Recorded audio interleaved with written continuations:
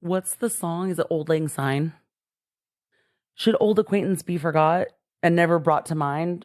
I don't know why my energy wanted to say that.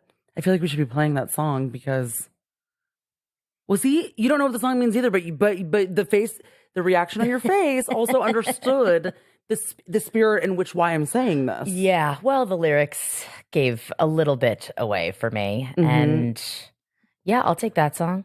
I'll take a. We two have paddled in the stream from morning sun till night. The seas between us lord and swell since the days of Old Lang Syne. I mean, look, we may as well have been playing that song for the last 13 years. Are you okay? Not really. Guys, Aaron Rodgers busted his Achilles. Tore it on up. I mean, look. Hasn't that always been y'all's Achilles heel? Oh, I mean, look. Sorry, I feel like I just did a dad joke there. You did. If anybody's out there who's familiar with the Jets and their, what would you say, their statistics in winning and losing and as a whole for seasons on end, their Achilles heel. Yeah, any Jets fans out there who, can join me in the sorrow that we're experiencing, it's all too familiar. Mm-hmm. It is a feeling we know well. Too well? We know all too well. Mm-hmm. The 10-minute version. You know what I mean? I mean, the 13-year version. It's been 13 years since we've gone to the playoffs. A lot of high hopes. I love how that's the litmus. Like, it's not the Super Bowl, it's the playoffs. I mean, the Super Bowl, we're talking 100 years? No, it was Super Bowl III, and I believe it was in 1960. So, well, obviously, I know the NFL has not been around for 100 years. Well, yes, no, but by the way, it's closer to 100 than 0. 1960, 63 years. Mm-hmm. Yeah, being a Jets fan sucks. And I know that I had mixed feelings about Aaron Rodgers coming on the team at first, but I got very invested. I got even more invested during Hard Knocks. Don't play it up. You were only invested when you started watching Hard Knocks. Yes, I became trepidation. I did, because prior to Aaron Rodgers, took Brett Favre, who was his predecessor at Green Bay, for the last couple of years of his career. So yes, I reasonably had some feelings about it, but I changed my tune. And then it all went to shit 4 snaps into the game. I mean, he didn't even play. It was the first game. It was the first game. It was the first. There were 4 plays. He tore his Achilles on the 4th play of the game. That makes me really sad. You and me both. And not that I don't want to invalidate executive producer, but I actually in that moment went, oh, I validate what she's always saying when she says that the Jets are cursed. Oh, yeah. I was like, how can this I was like, oh my God, it's real. Yeah. How can this happen? Look, this is not the first time that we've had a quarterback. We've lost what we would consider a marquee or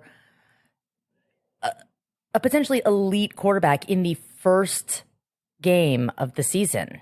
In 1999, we lost Vinny Testaverde against the Patriots in week 1, and it was just Is that really garbage. Where your hatred towards the Patriots began? No, my hatred towards the Patriots is conditioned over 37 years of life because they're divisional rivals. My extreme hatred of the Patriots was really in the Tom Brady, Bill Belichick era. Because the dynasty? Fuck a dynasty. It Fuck is, Tom though. Brady. Fuck Bill Belichick. You cannot argue that it's not a dynasty. I will just not comment on it so that I don't have to argue it. How about that? Yeah. I will say that it made me very happy that the Patriots lost this week, and I got to see at least, a 30-second clip on ESPN of Bill Belichick looking very upset and very angry with his scowl, and that personally brings me joy. He always looks angry. I don't know when I can ever recall a time where he didn't look angry. He looks like an angry man. Well, just have a disdain for him. Guys, I've tried to get executive producer to explain to me what her aversion to the Patriots really is. I like sports, but I was always more of I like college sports, right? Right. So the love and sometimes perceived obsession with the NFL, I'm able to look at it a little bit more objectively because I just don't have that same type of connectivity. Yeah. And I mean, you can never really explain why you don't like them. No, the explanation is simple. It's they're divisional rivals. I hate the Patriots, the Bills, and the Dolphins. And back in the 90s, I understand that, but her hatred towards them goes beyond division rivals. I understand that. That is an easy concept for me to wrap my head around. of course, Like, guys, she gets puffy. She gets red. I get angry. I mean, it is to the point where there has been times where she's been like, I actually have to stop talking about it. And I'm like, what? And I'm like, oh my God. And I sound like I'm invalidating, but because I'm not able to empathize in the same way. So I'm like, what do you mean? She's like, I can't talk about it. No, it's true because I get angry when it comes to Tom Brady and his Patriots era. And yes, is it because they were a dynasty for the 2000, like the aughts? Probably. But that's also at a time when I was very heavily, I mean, I'm still heavily into football, but I was watching every game. We had season tickets, and we would systematically, not always, but we would, we play our divisional rivals twice a season. We would play them. We would lose. He and Bill Belichick are both very cocky assholes. Well, for context, this conversation initially in the past was born out of the rumor that Tom Brady and Kim Kardashian may or may not have gone out on a date. And then that led to us kind of just for entertainment's sake, wondering what that would be like if we had to watch the Kardashians and perhaps see Tom Brady. And, paraphrasing here, but executive producer was literally like, I will not fucking watch. I can't watch. And I go, but can you watch the episode and maybe not watch the scene? No, I can't. And I'm like, and so that really is what spawned, okay, so it has to be more than just being a division rival. What is it? To the point where I was trying to even think of somebody that I had that type of aversion for, where I I had to turn off the TV if I saw them.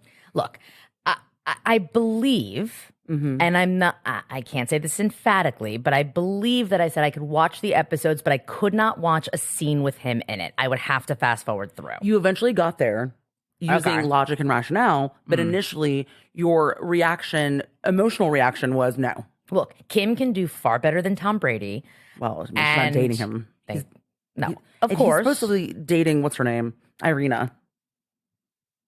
Oh. Bradley Cooper's ex. Oh, good riddance. Yes, look, if you're a Jets fan, you have been essentially cursed with being an emotional masochist for the rest of your life. And Dad, I blame you because this is your fault. And he acknowledges that to me as well. I want our listeners to reach out to us. I want to know if this tracks, obviously, but what is it? I want to hear from others out there who are Jets fans that feel this way too. Right. And by the way, I don't think this is a feeling that would be only for Jets fans because of course. If you are a fan and an active fan of a sports team that has maybe gotten close to accolade, but always fallen short or always managed to shoot themselves in the feet and never quite gotten there. And there is, every team has a rival. I hate to even point to this fandom as a comp, but the Red Sox in the mid 2000s, with the Yankees fans.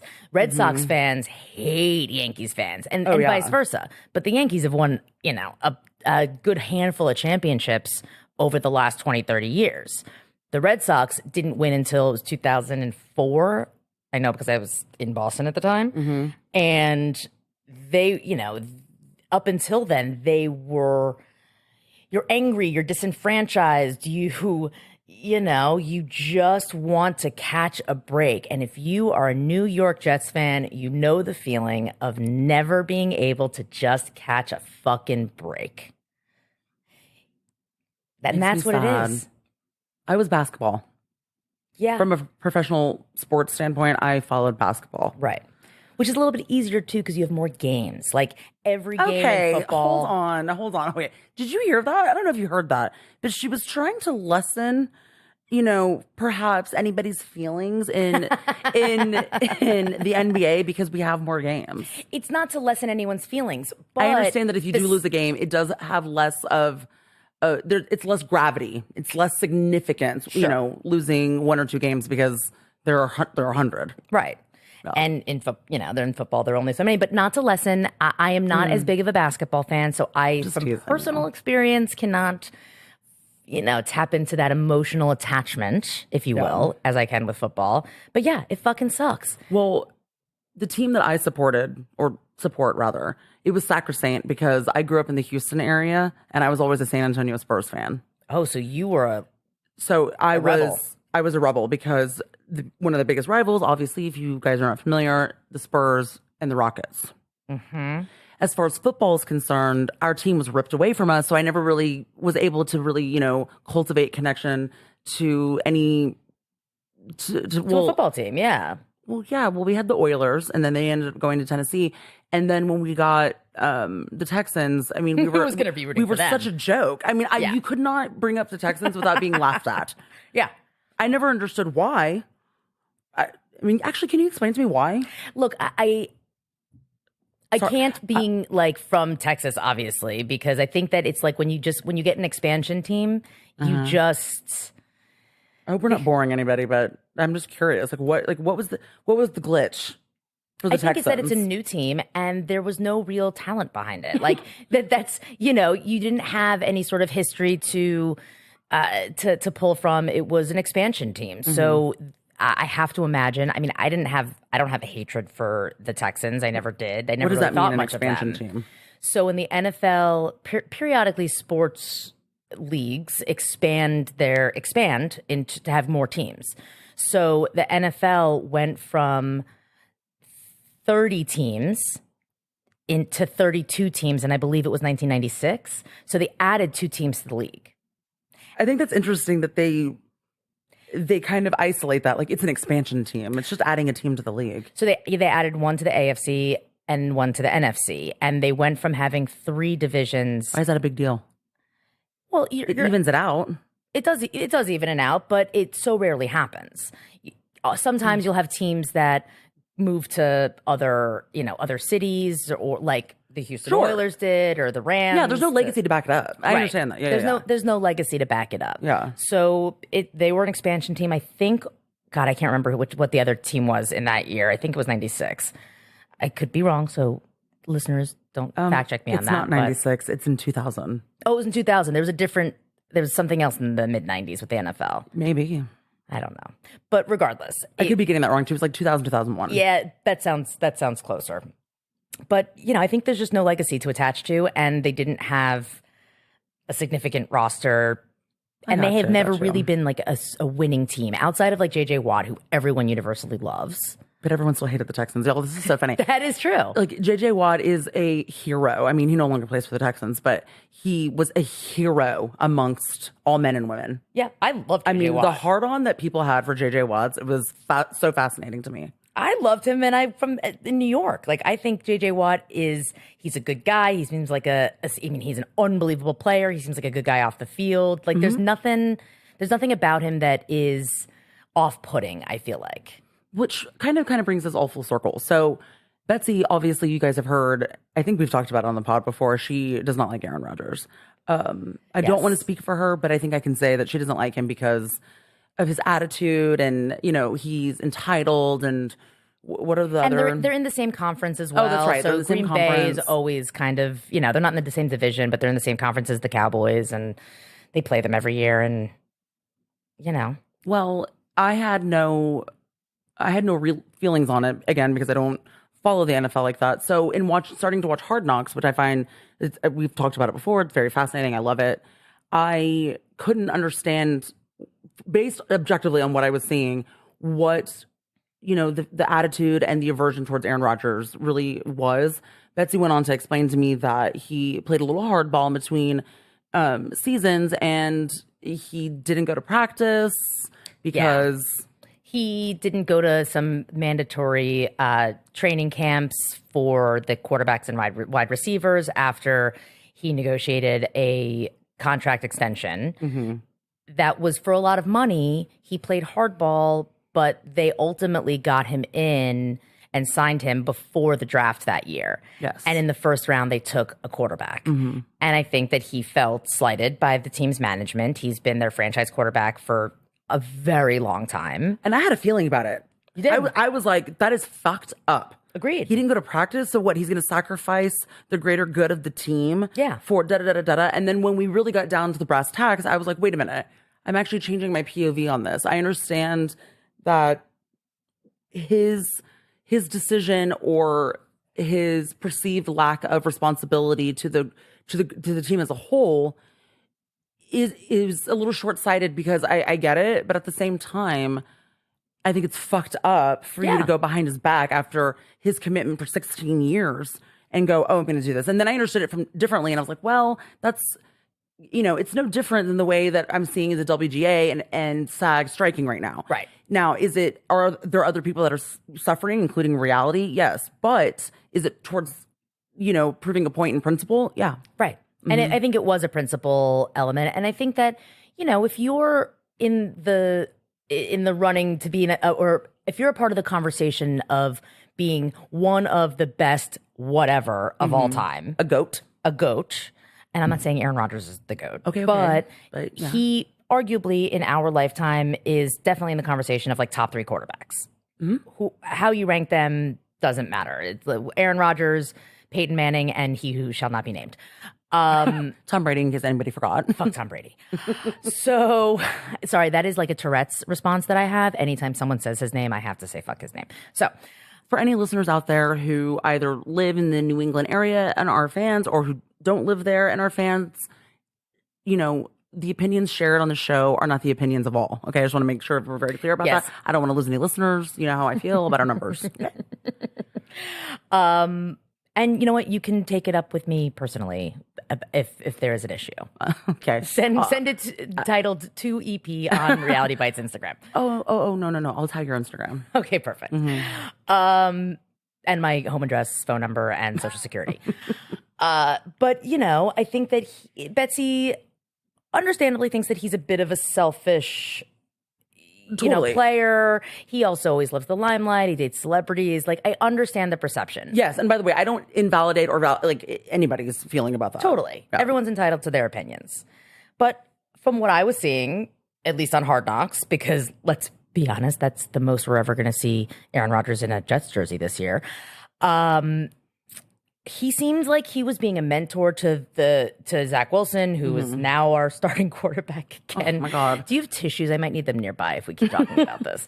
Well, but So executive producer and I were talking before we got on the mic, and I was saying that, I know that he's injured, and this is, I think, easily could be seen as a career-ending injury given his age.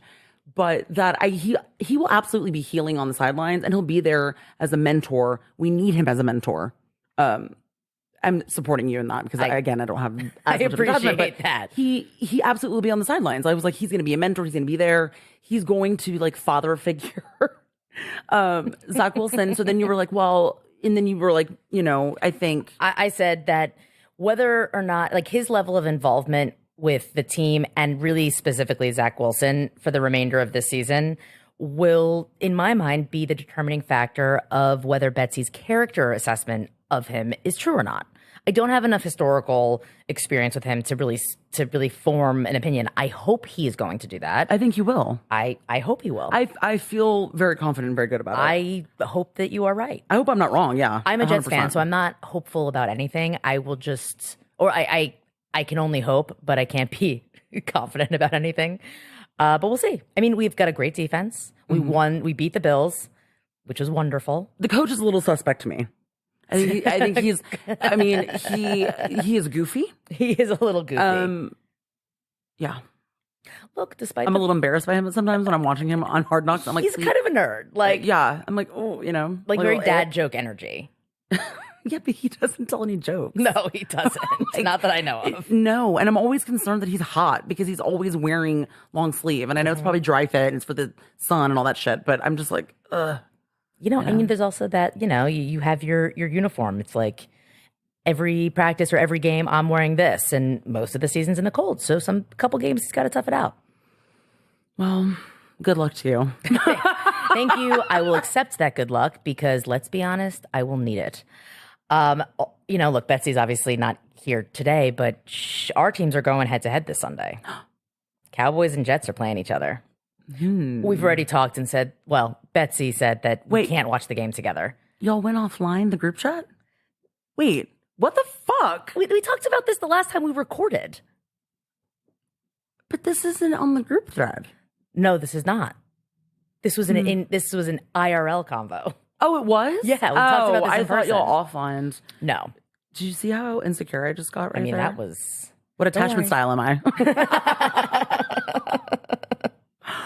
Okay. You know? Well, speaking of another, arena or genre of, is it genre? I don't know, industry, if you will, that I didn't, not industry, but anyway, my point being is you and I were talking about NSYNC versus Backstreet Boys. This is another topic where I don't have a connectivity to because I was not a boy bander. And I understood it. I was around it by proxy. My friends were boy banders. And you either liked NSYNC or Backstreet Boys. And Scratch liked. You either loved. Oh, yeah. Because it's obsessive. It was love. Yes. And I think we were talking about it. And I was like, but I don't understand, like, what's the what of it? Like, why do you like one and not the other? And what's funny is that even though I didn't have a choice in the matter, I asked the question and he immediately went, oh, NSYNC's way cooler. And I don't know, I don't know what really... drew me to that conclusion. But, well, I'm curious what our listeners think about this because, like, I want to know if you're a Backstreet Boys or an NSYNC fan. And for you to talk about it because you have much more of a, dare I say this, parasocial connection to that. Look, I... Not unhealthy, but... No, but there's the Backstreet Boys NSYNC debate, the Britney, Christina. Yes, and you do either squarely fall in one or the other. And again, this is a disclaimer that these opinions are only my own. There is only, while you may fall in one or the other, there is only one clear choice for each, which is Britney and NSYNC. NSYNC is, they all had similar kind of hallmarks. Oh, and then there's 98 Degrees, but... Love 98 Degrees, but they were never in the running of the top two. O-Town? No. Come on. I know. But now we're just listing off Lou Pearlman creations. Okay. I guess 98 Degrees is not. 98 Degrees is not. It's not. But O-Town is. LFO was, I think, a LFO definitely was Summer Girls. I mean, Yeah. So what is it? Okay, so why do you think people love Backstreet Boys, even if you don't share the same sentiments? Because I'm just curious what that is. Guys, you would think that I lived under a rock or something. No, you just had a sibling who was 8 years older, so you were exposed to different things. Just almost closer to 10, and I just was not there. I was like Red Hot Chili Peppers. I was just like listening to grunge and shit. Yeah. Which I totally get, and I did as well, but I definitely was a pop baby too, for sure. I can't really speak for why someone is a diehard Backstreet fan because I only live in NSYNC. However, what I will say is this: Backstreet came out first, not by much, but that's true. It's within a year that the Backstreet Boys' first album and NSYNC's first album came out. But I wonder if there is an element of if you bought in and you became like a fangirl or a fanboy of Backstreet Boys first, and then that kind of squarely put you into that fandom. So are you suggesting that you couldn't just be a Backstreet Boy fan if you had to choose between the two? You had to be coerced in it because it was the only option at the time. I'm speculating and I am pontificating. I just always, I don't know. I think NSYNC was always cooler. Their videos were cooler. Like it was a little bit edgier. Backstreet was a little bit, except for that weird Backstreet Boy, the fact that we're characterizing them as edgy is hysterical, but for a tween. Between the two, yes. When I think of, there's a reason why I think I just went to NSYNC, even though I didn't really have a bias in it.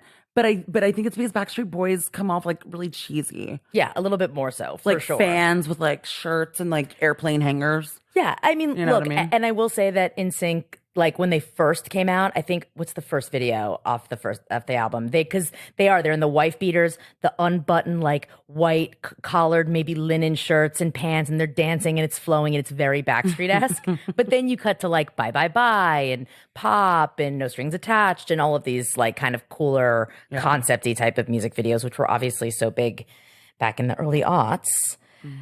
But I was always an NSYNC gal. And I was obsessed with Instagram and social media, watching really specifically Taylor that's how fangirl out over NSYNC. That's how we got onto this topic. Which was just like endearing and perfect in so We all many felt ways. seen in that moment. Yeah. I was like, yes, getting presented with the best pop VMA by, what did she say? The personification of pop. Yeah. I mean, that she was geeking out and it was adorable. I think it's so, sounds silly, but I think it's so fun to watch celebrities geek out over other celebrities. Totally. Because it's like, it's just a weird thing. It's like very like meta, and we're so outside of that, and we will never experience that in that way. We experience our own, fanatic behaviors and stuff, and that makes sense because it's fan celebrity. But then Totally. to see the celebrity, to see that kind of overlap is funny. It's so funny. She geeked out. And it's also, I think it's even more kind of apropos because she's just coming off of this tour where every fucking celebrity went to and was like fangirling out over her. And she had this moment of like, oh my God, NSYNC. What did she say when she accepted the award too? She's like, I'm having trouble like stepping away from this, meaning her own parasocial behaviors. NSYNC to like talk about the fact that she just won the VMA. She's like, I'm so connected to you. Like, I know you. And it's like, Taylor, that's how we feel about you. Yes. We know you too. She's wonderful. Drunk Taylor last night was giving me life. It's not to say that I think that she's always presenting as like super buttoned up and we never get to see the real her.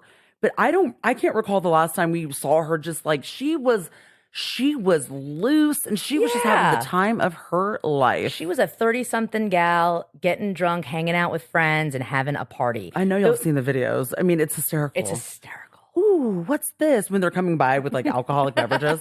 I mean, her trying to get the drink out of the cup holder. And She's like, oh, couldn't pry it. Yeah. I just think it was great. The VMAs last night to me read like just a fucking party. It felt like there was no like the early aughts. It felt like the early aughts. Yeah. I haven't seen all of the performances yet. I need to, but like with Nikki, it was great. I fucking loved it. I feel like there's a lot of people who think the VMAs were very tired, which I think I could absolutely have gotten stale. Well, yeah, that's how I felt. Mm-hmm. And like, what's the purpose? Because MTV doesn't have music videos anymore. Like, I get it, the argument and the points to be made. Sure. I really don't. I haven't watched the VMAs in a really long time, like appointment view where I need to watch and I can't wait to watch and whatever. But last night I felt like I missed out on something. I was like, wait, Same. I feel like I'm missing out on nostalgia, because they were also doing, an ode to hip hop and Diddy and all that shit. So I was like, oh shit, no one told me we're back in 2004. Like this was going to be like a fucking nostalgia fest. Yeah. Well, the early aughts are back. I guess we all could have assumed, but I felt like I missed out too. I mean, thank God for the gram because it was just reel after reel of. There was also the audience cams, like the one that was on Taylor and other people, which I don't know if that was broadcast or if it was cut to or if it was like on the streaming site. You could just watch the audience camera. Yeah, but I just thought it looked like a party, and it felt like a resurgence of it that felt era. unhinged in all the best ways. Yes, exactly. But I also think, or I wonder rather, because of the writer's strike, it's unhinged because there's no direction. There's no one keeping time. No, for real though. I mean, yes, obviously there's people working on it, and they're not just like it's not a free for all. Yeah, it's not like anarchy on the stage, and there's no one there. I mean, obviously, but it did feel a little less buttoned up. Structural, yeah. Yeah, well, and also apparently the feed, like the broadcast, cut out very abruptly at the 4 hour mark. There's no reason this should have been 4 hours. They were like half of the awards that were not given out on air. This would be like the Creative Arts Emmys. I mean, they need to give some awards out, a month before, or like 2 weeks before. Yeah. Well, I mean, Taylor won 4 on camera, but ultimately walked away with 9. Oh God, so many. The year of Taylor. The year of Taylor, guys. I also think that they added a category which was like the best show of the summer. Pretty much just for her. Well, and Beyonce. Look, I haven't gone to the Renaissance tour, so I cannot speak to it. 182. I know, but there's some big tours this year. There are. Arguably none are as big as Eras. I mean, that's true, but I'm just saying. But you're right. You're right. Beyonce's tour is big. It is big. I haven't seen it. What I love you mean Beyonce. To say is the resale price is not as high. That's very true. Which does, I think there is a correlation then with, demand. But which then also means that there's probably more fan. I get it. But and Taylor, I think, probably had more tour dates in the US. I don't know if Beyonce was playing 3 shows every weekend I don't know. I don't think so. Well, she may have been. I honestly don't know. I think she's playing multiple shows. Yeah. But VMAs. I have to go back and watch the stream. I know I've seen all of the hashtag VMA reels search that I've done, all of the content there. But Well, also, I do want to go back and watch it. I think the VMAs were better since they moved back to New York. That was another thing. It was so great that it was in New York. It just felt there's a purist element to it being there. I don't know why, because LA is such a Hollywood town and it is a music town too. But yeah, New York is a music town. New York is definitely a music town. I wonder where it was. Is it? I don't know. I can't remember where. I know where it was because they had them there last year, but I can't remember. I'm not going to remember. Radio City? No, it's not Radio City. It's a bigger like stage area. I want to say it's closer to not Jersey. Whatever. No. By the way, It is? It is in fucking Jersey. It's at the Prudential Center. Oh, I knew it. Okay, so I'm not making that up. I was like, I want to say Jersey, but I feel like that's not right because it wouldn't it. By the way, Prudential Okay. Center, but it makes total sense. And it's Yeah. a great venue. It's where the Devils play. And I'm a big Devils fan, so I've been there many times. And there's a train that goes from New York, from the city, like to literally walking distance, like 3 blocks away from the stadium. So it's a very easy commute for So those. technically, it was in Jersey, but was. the Spirit was New York. Yeah, Spirit was in New York. Oh, that's cool. I like that. All I right. like that. I'm surprised you like that because you have an aversion to Jersey too. The Jets play in Jersey. I do God. not have an aversion to Jersey when it comes to sports. I honestly don't know where to stand with you because I feel like everything feels very hypocritical. I'm a New Jersey Devils fan. The best sporting experience of my life was in Jersey. Well, maybe that's kind of more of a theme then. Would you say maybe New Yorkers are hypocritical? Well, Judgmental, entitled? No, not entitled, but like though there's definitely an rule- entitlement, but rules for thee and not for me. I feel like by and large, a lot of people maybe from an outsider's perspective may observe New York as being, more like not important. How would you describe it? self-important or entitled. Yeah, self-aggrandizing. Yeah. By the way, Is I'm it from New York, self-aggrandizing? born and No. raised, and I agree with that. It is self-aggrandizing. Like anything that, we're just. We're the intellectual elite. We That's consider what I mean. ourselves That's what I like, mean. it's that. Absolutely. And I'm picking up what you're putting down. Are you? Right now. I am. And I agree. You do agree. Okay. So if you agree, can you co-sign or understand some of the behaviors that I feel like I observed from Aaron this episode? I have to be honest. Like, look, I can't excuse them because I can look at it from a pragmatic view, but I can tap into like an understanding of it. Got it. Knowing people who maybe behave this way in my lifetime, growing up there. Aaron comes from a very kind of specific background, and it tracks for me. Okay. It does track. Well, before we get too into it, because I want to expand on this further, shall we just get into it, guys? Real Housewives of New York City. Let's do it.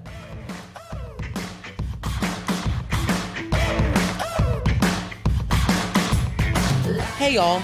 Welcome to Reality Bites, the podcast where we'll deep dive into this week's buzziest reality TV and pop culture happenings.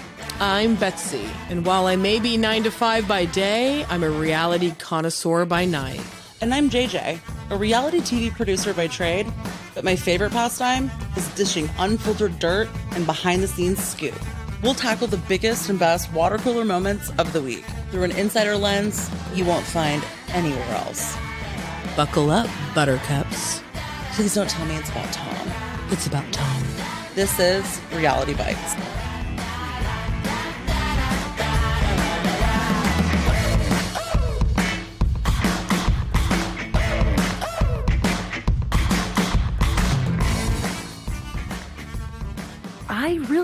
Here's the thing. I really like Aaron. I just want to say that. But this last episode, I was like, why? Like, she's giving me boomer energy. She is. The Like, last she's- couple of episodes. Yeah. I feel like I look at her and I'm not just saying, I'm saying that more like figuratively. I'm not saying just what she looks like gives me, I look at her as a whole and I feel modern. I feel young. And then like the last few episodes, I'm getting heavy boomer energy. Yeah. This is what I'm going to say. And I would like to preface this by. Well, oh, sorry. No, Go- no, no, no. I was going to say, can I give context why? Yes, please. Like, let me just, it's because we're at lunch, we're in Anguilla, and, she says something that is like really offensive to Bryn. And she immediately jumps to, "Oh, geez, you're sensitive." And I was like, that's boomer energy. I was like, real rich. I was like, I felt like I was watching my parents. Like, "Oh, you're sensitive." I was like, it just felt very like, what? It felt very I was like, antiquated, for sure. Yeah, I was like, I'm disappointed. I'm disappointed, Erin. Well, especially coming on She's the also- heels she's of my age. Well, that's the thing. She's 35 years old. She's younger than me, and 36, but yes. she reads energy wise. I thought she was in her early 40s, even when we started the series. Like, You did. full stop. Okay, you felt that way. Yeah. All right.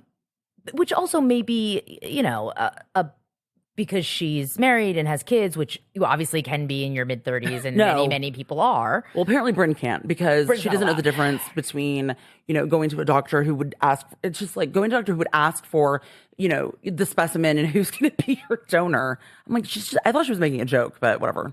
Or I thought that she was being, serious or authentic about, the doctor saying, yeah. oh, embryos, they last, they're more viable than just eggs, but not being like, hey, look through your contacts. I took it as hyperbole. Exactly. Yeah. Which I think what most of them did.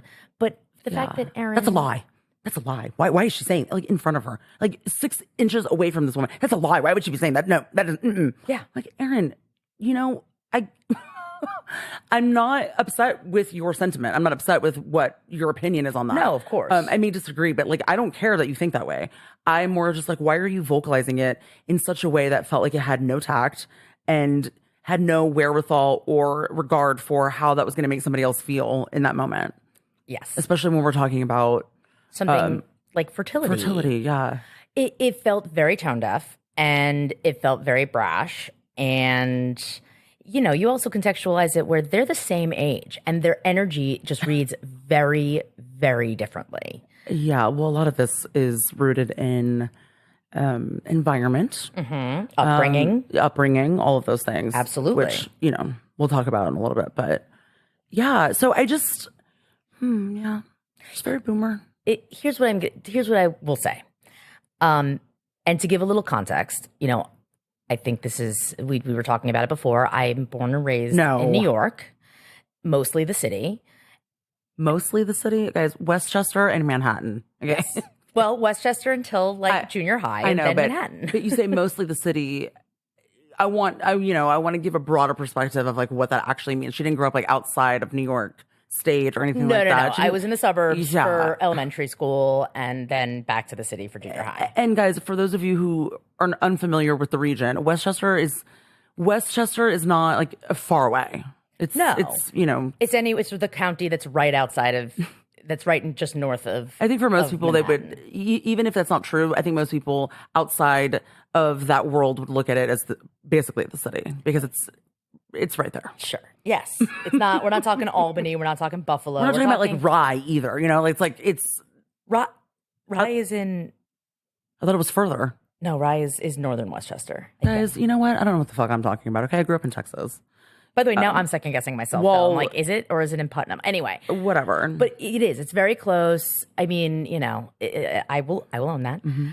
But having spent my, as I call, formative years and then into like adulthood in Manhattan, I went to prep school. I was surrounded by and very familiar with, and I'm Jewish. Mm-hmm. Oh yeah, this is important. This is important because I'm talking about Erin. Yes, and like you and some I were having a background. larger conversation about cultural differences and how it's like we're seeing it very nuanced in the show, and I'm really enjoying that. For some of the things that I think that I can be critical of, I really appreciate some of the cultural nuance that we are seeing. And I think that there's definite opportunity to expand on the absolutely. cultural nuance because I think there are so many different things at play that are affecting the public's and the viewers, perception and reads on a lot of these characters, on a lot of these people. Yeah. So, I'm Jewish, I'm from New York, and I went to prep school, and I will own all three of those things. Mm-hmm. I grew up with, and both in my teen years and throughout my 20s, friends, acquaintances, some family that closely resemble the archetype that Erin embodies and her family, who, she definitely grew up well off. She's born and raised Manhattan. She's successful. And I have seen and experienced and these are some people that I absolutely adore, but there is a bit of a more, at times, traditional mindset. And when we had this larger conversation off mic, and I kind of tapped into, well, wait a second, Erin kind of just reminds me of these people that I've known in my life and these families that I've known in my life, where there are definitely some boundary issues. You know, the Jewish mother, the nosiness, the guilt. It's a stereotype for a reason. I've got one myself. And I hope your mother's not listening. I'm just kidding. well, I think that she would at least acknowledge that that's not completely She inaccurate. absolutely would. She absolutely would. Yes. I will get a phone call, though, if she does. I would get one either way because, again, overbearing Jewish mothers. But, you know, I think that family and familial opinion definitely play a large role and an influence in your life. I think that there is an entitlement. There is a brashness to New Yorkers of, like, I can say whatever and just in the head, out the mouth. Without filter, and sometimes without really being cognizant or thinking about the sensitivity of the person that you're speaking to. And I think that Erin definitely checked all of those boxes in these last few episodes. Well, to kind of tether this to what we're getting into, you start the episode off, they're going to dinner. Okay. Yes. And well, first of all, I have to point this out because I thought this was so funny. Jessel was like, I smell. No, was it Uba? No. Jessel was like, Jessel was like, it was Jessel. Yeah, what did she say? She was like, I smell raccoon. No. Jessel goes, I smell pot. Oh, that's what it was. I smell pot. And Uba was like raccoon. And I was like, and at first I was like, what is she? What? And I'm like, oh, she means skunk. And so I just thought that was really funny. That was endearing. I really adore Uba a lot. And I don't mean that to sound patronizing, like, oh, she doesn't get it. I just mean, like, it's just, I really like her so much. She's a breath of fresh air. Love Uba. Yeah. And this last episode of having her for the full time really just reinforced how much we missed her for those couple of episodes that she was, COVID addled. Well, we get to dinner. And they're complimenting Jenna. Jessel loves her dress. And she says, you know, I may have to borrow that dress, but then somehow makes it into a joke and is like, but not husband swap. Right. It's a dress swap, not a husband swap. Exactly. Or a wife swap or whatever. And Bryn's like, no, don't do that. Don't do that. You can tell she's irritated. Yes, she is. I think that she's being funny, but Bryn's irritated because we all know that this is going to dovetail into a larger conversation. Right. And the last time that they were all together, you know, Erin had some... She had feelings. She had some feelings about it. She had some feelings towards Bryn. Bryn said some things. Yeah, and by and large, we've kind of been avoiding and haven't talked about it. Yeah, they haven't really resolved it. And I think with time to also think and marinate on that and you know, have that sit with you, Bryn understands that even if Erin didn't mean it explicitly this way, it has an implication of... You are flirting with a married man. You go after taken men. You do X, Y, and Z. And Bryn is very quick to shut that down. And like, let's not even fucking go there. Well, then it becomes a topic for everyone. So now we're all just kind of, we're more talking about like how others would feel. Yeah. And Uba asks Sai how she would feel about it if this pertained to her and David, which Sai is very quick to say, you know, I'm really not the one to ask because she really fucking doesn't care. And I don't think she wants to be the first one to say she doesn't care because then she doesn't want to invalidate or, you know, lend to people either disagreeing with Erin and then Erin feels invalidated with her feelings. And but I mean, I could have told you that Sai wasn't going to give a fuck. Sai doesn't give a flying fuck. Well, so then I started thinking about it and I'm like, I too don't understand. I take that back. I understand why it would be offensive to people. Me personally, given what I saw, I thought I did not think. Do I think that Bryn can overstep a little bit in the over-sexualization of jokes and or trying to be funny? Yes. Sure. There have been times where she's made me uncomfortable. You know, the way that she was kind of behaving a little bit with I think it was the, oh my God, what are they called? Trainer. Jesus. Oh, the trainer. The trainer. Yes. So I understand that. In this particular situation, isolated, I didn't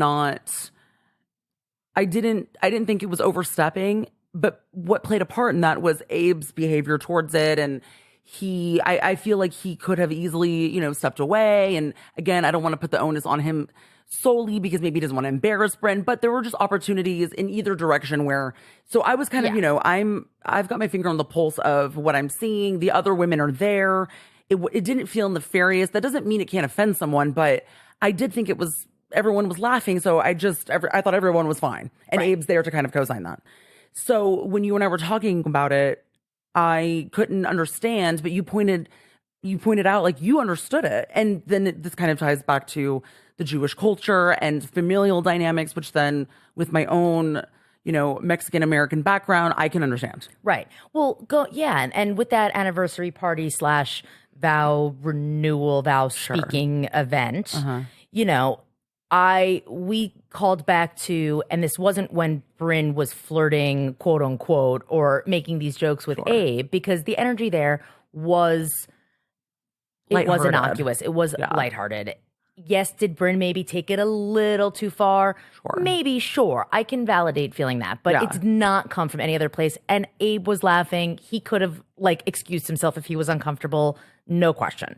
Mm-hmm. However, the other piece of that event was when the speeches are going on for, 4 hours. Sure. Not Bryn, Aaron's sister approaching the women and having a feeling, calling them rude for thinking they're fighting, but they're talking. Other people are talking as well. Mm-hmm. Bryn makes a little snarky comment back to Aaron's sister. And that got us thinking and me thinking and us talking about the fact that, Aaron being super close to her family, which we know to be true. Oh, totally. Her sister being older.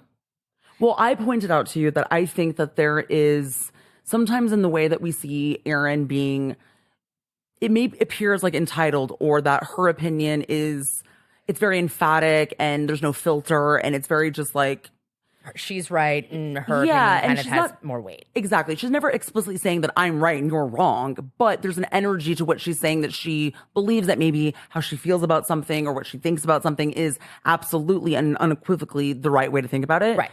And I think that there's something to be said with, I think her sister's much older than her. Mm-hmm. And so I was wondering, but I also think that there is something to be said with her being younger. Now, I think she has younger brothers, but they're much younger. So in a way that doesn't really apply, but I think that she's the younger one.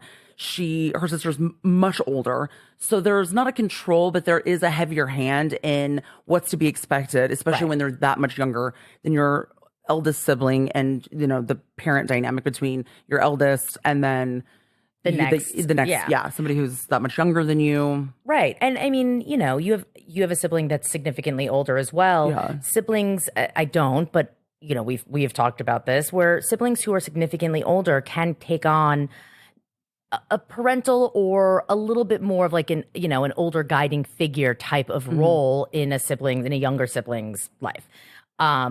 Well, I think that's why we are picking up on the energy of, does Aaron really care about this, or is she just kind of co-signing it for the sake of co-signing because there's a plausible deniability factor in what is a wrong thing, so let me just kind of go there.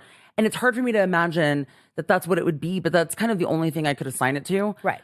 But then digging deeper and the age gap and all of that, and then I want you to touch more on this culturally, but there's more of it when you feel like you lack a sense of control in these family dynamics. It can present itself within your interpersonal friendships as I'm taking back my voice in a way. Right. So why it feels that sometimes she's very brash and brazen in the way that she says something, because she's like she maybe doesn't get to exercise that as much as she might want to in her own family dynamics. Right. That she kind of mirrors or mimics the behaviors of her sister, with her friends. Does that make sense? Yeah, it does. Well, and you coming from a Mexican, family, there's definitely hierarchy in there is generationally and in seniority and age. Yeah, I'm breaking that cycle, but yes, right. But there's absolutely that exists. That definitely exists in Jewish culture, no question. And I do think, here's how I think it played out. I think that the party went on, Aaron got annoyed that Sai left, but everything else was fine. And then after the party, Erin's sister probably called her up Oh, yeah. and bitched at her about her friends. And by her friends, I mean her castmates who were making a scene, being too loud, being rude, being disrespectful. Perceived as inappropriate. Yeah. And then Erin potentially felt a certain Call to arms. a call to arms, and like she needed to then feel a certain way about it. Then add on finding out that then Bryn also, you know, was making comments to Abe and flirting with him or making jokes about divorce, and that just amplified it. Well, that's why when Abe is kind of, you know, letting her in on what Bryn said, it felt very, I didn't want to say it felt like behind the scenes producing, because obviously sometimes you're gonna have to talk about certain things in these scenes. I didn't want to say that because that wasn't exactly the energy that I was picking up on, although it kind of was adjacent. But it made a little bit more sense, because I wonder, and kind of going off of what you're saying, I'm wondering, you know, it's one of those things where it's like, I wouldn't care, but now that my family's pointed this out, look what you made me do. Now I have to right the wrong. Now I have to make sure that I am touching on all of these things because my parents have pointed this out. You know, my sister pointed this out. This cannot be an embarrassment to my family. And it's now on I have to do this, camera, and it's on camera. So then she's broadcast like, to national now we have to audience. address it maybe in a way where she wouldn't probably have cared As much, you know, exactly. or at all. Yeah. Because that's the thing. We've talked about how it didn't really track. It didn't feel like she cared. But it's, my opinion, is that if it was just her as her own entity outside of, you know, any other influence, I don't think she would have really given a shit. Yeah. But I think that she got an earful from her family. And I think that she felt like she had to feel a certain way and had to right, quote unquote, right to the wrong. Yeah. So she stomps on into that wreath making. Was it last episode, 2 episodes ago? Yeah. Where she's just like on a fucking tear. And that's the last time they've really all been together before this trip. Well, yeah, and you know, I call it the slow-mo storm out. And because it was like, is anybody coming after me? And Slow-mo. Zai's like, happy holidays. Exactly. Bye. But for me, I then went back in hindsight and I went, that's why that call felt weird. Like, she's immediately calling her sister. She did it. I'm like, why? Like, what is the need? It felt like, why are we satisfied? Like, it felt like satisfying the needs of the sister. Right. Why, like, it's weird because it's natural to call your sister. So it's a nuanced thing. It's like, yes, of course you call your family or you call somebody to kind of vent to. Right. But And the sister we've seen on camera, but it felt like she was checking a box and like a tattle. They were like, okay, yes. I did it, you know? Right. I think that there is some of that kind of pressure. Yeah. The familial pressure in play. Whether that's her parents, I don't know, because her mom had no problem walking up to the ladies at the anniversary party and trying to strike up a conversation during the vows. But sister for sure had a feeling about it, and I think I would be surprised if she's not in Erin's ear. Yeah. And then parlay that into how Erin kind of treats her adult relationships, both with Abe, but also within the friendships that we've seen. She probably does not feel that authority and seniority within her own family dynamic. Correct. So then when she has formed these other adult relationships and, you know, friendships, she has to expend that, even if it's a subconscious feeling exercise that feeling of control, which she doesn't necessarily have from her familial background, because there is a cultural element to it. I think it's very subconscious. I think it's very subconscious. Yeah, I do want to say that whether I think Bryn was flirting or not, Erin is absolutely right in how she feels about it. I don't ever want to give. I don't like to. I never want to easily box someone in as being petulant. I always want to expand. An executive producer can attest to this. To me, it's cheap and it's low hanging fruit to go, oh, they're just being petty or they're being petulant or they're being. I want to dig deeper and go, okay, but why? Let's not look at how they're reacting. Let's look deeper into the why they could be acting that way, right? Right. And I could not wrap my head around it because I just cannot see Erin as being that type of a person. So in talking to you about it, I was like, okay, we're getting somewhere, because it's not that easy. Yeah. It's so easy just to say like she's being ridiculous. But I don't like to do that because It usually stems from somewhere. It always does. And I want to give people the benefit of the doubt, right? Yeah. That they are not just doing and behaving and reacting a certain type of way just to be a certain type of way. or on just camera. even just like prove a point for principle's sake. Yeah, I think that there is, you know, culturally very much familial obligation, responsibility, you know, being a part of a whole. And that family unit that is close into adulthood. They all still live in New York, from my understanding. Like that permeates and is pervasive throughout your adult life. Like that doesn't really go away. No. So, the way that she can be a little bit loud and outspoken and brash and maybe a tad entitled, it parlays into these relationships. And we are really real time on this season watching her actually form, all of them form real relationships because they didn't have it before. They didn't. Like that's just we know that. As much as I would want them to have these relationships prior to the show, in the silver lining is it is kind of interesting to see that. Like I was interested in kind of watching how they were bonding this episode. Yeah, it was, this dinner conversation even, and it continues on throughout the episode. There's a lot of, little nuances being revealed about each of them. They're opening up in deeper, kind of more substantial ways with one another. They're getting emotional. They're doing all of these things where we're seeing them build bonds and relationships real time. And, it's episode 9.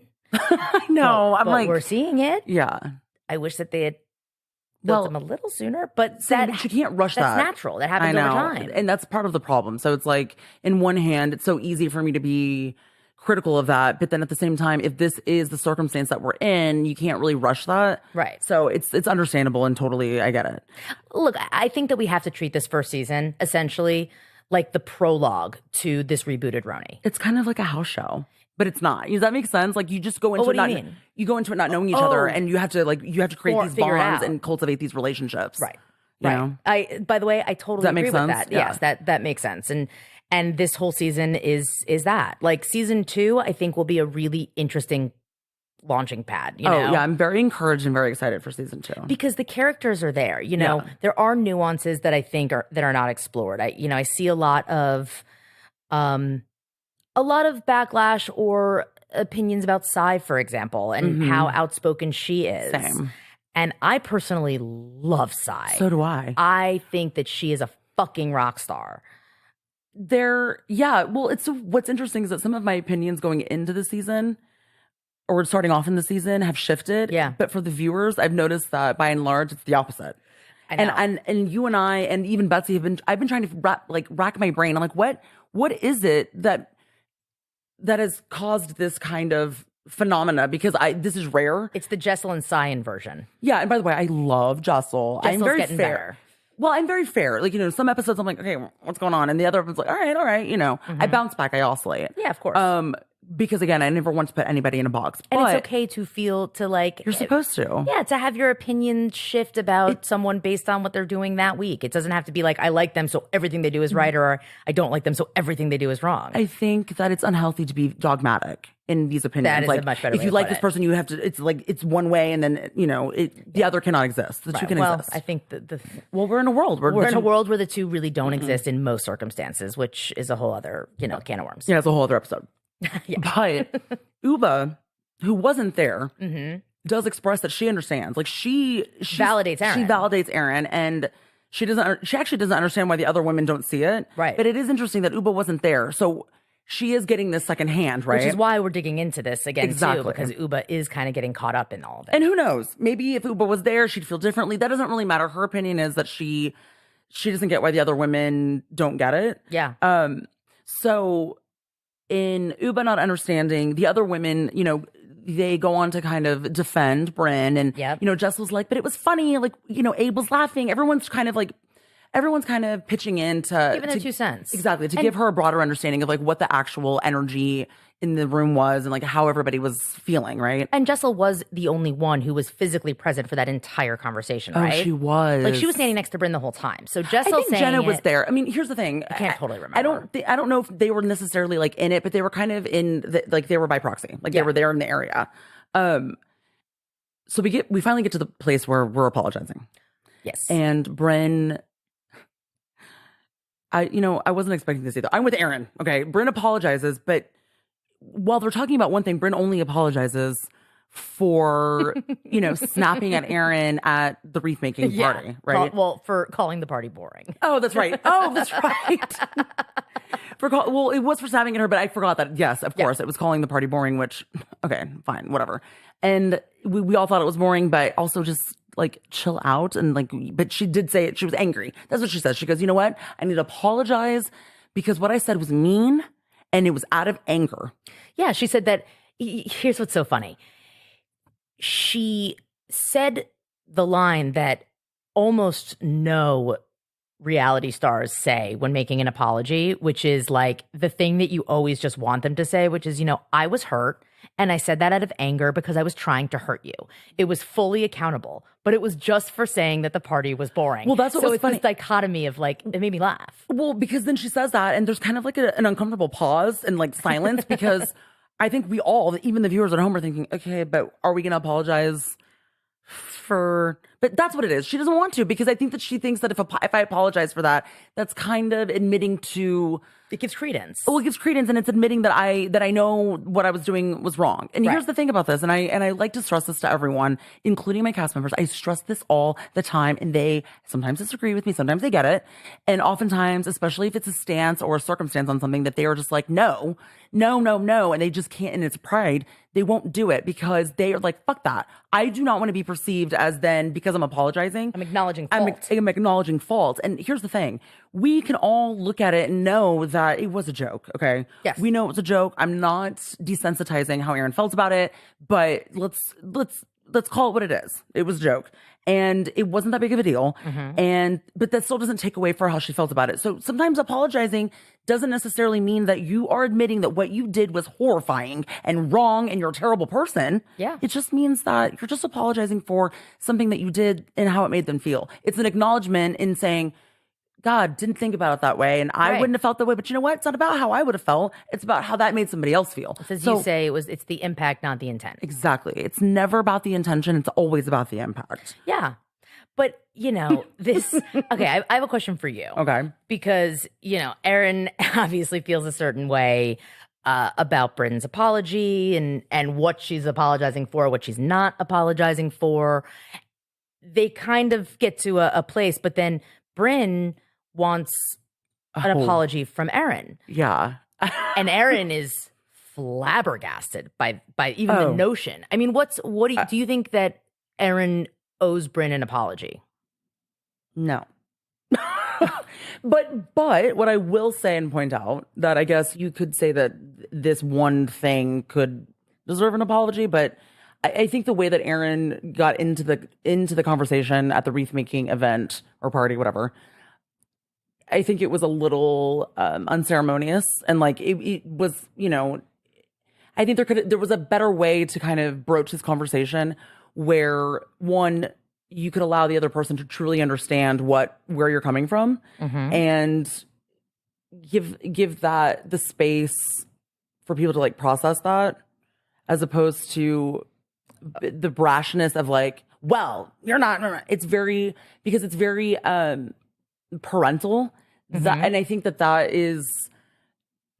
what Bryn was averse to, and I think that's what made her so defensive. And I think that it's an interesting thing because whether you think that Bryn, like what she said was wrong, Erin has the right to feel the way that she feels, but at the same time, just because you feel that way doesn't mean that you can't have a finesse in kind of how you approach that. Yeah. So do I think that Bryn deserves?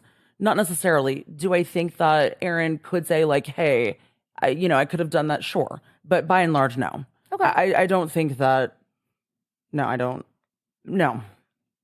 Well, I also, yeah. Okay. By the way, that's totally fair. But I also think that there's something to be said with like what we're talking about right now in that scene. Right. It's like, do I think that Bryn could go to her later and be like, okay, by the way, I wanted to say this, but I didn't want to take away from your feelings in the moment.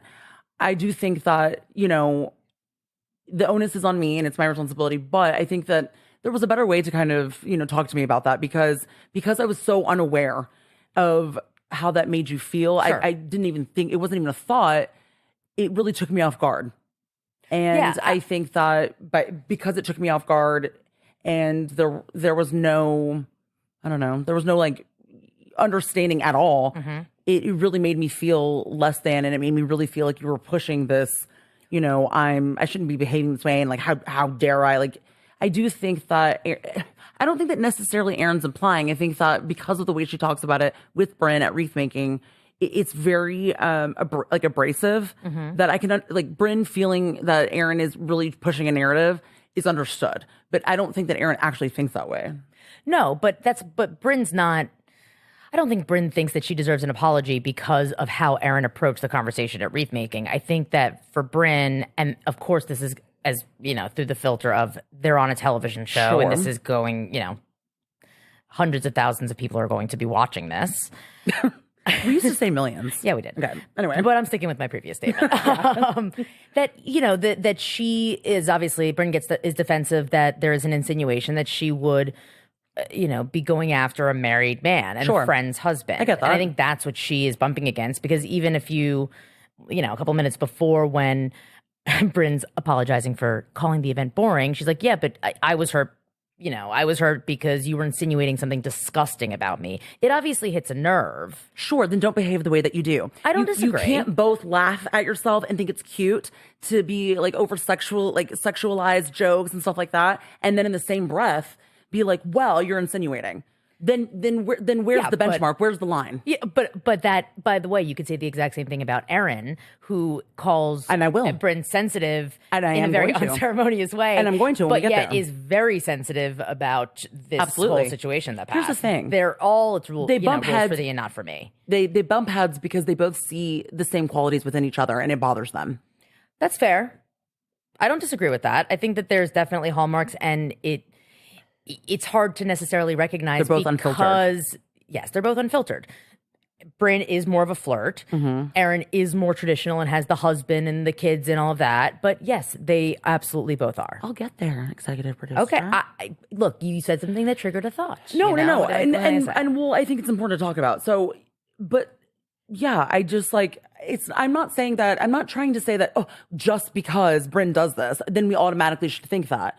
But I think that you cannot behave and say certain things without having the wherewithal that this, like, somebody's going to perceive it a certain type of way. Sure. You know what I mean? Yeah, I get that. That doesn't mean that you are that person, but you have to be able to own, you have to be able to have conviction and stand by it in a way. Yes, absolutely. Like, yeah, I'm a flirt. If that made you uncomfortable, I'm Correct. sorry.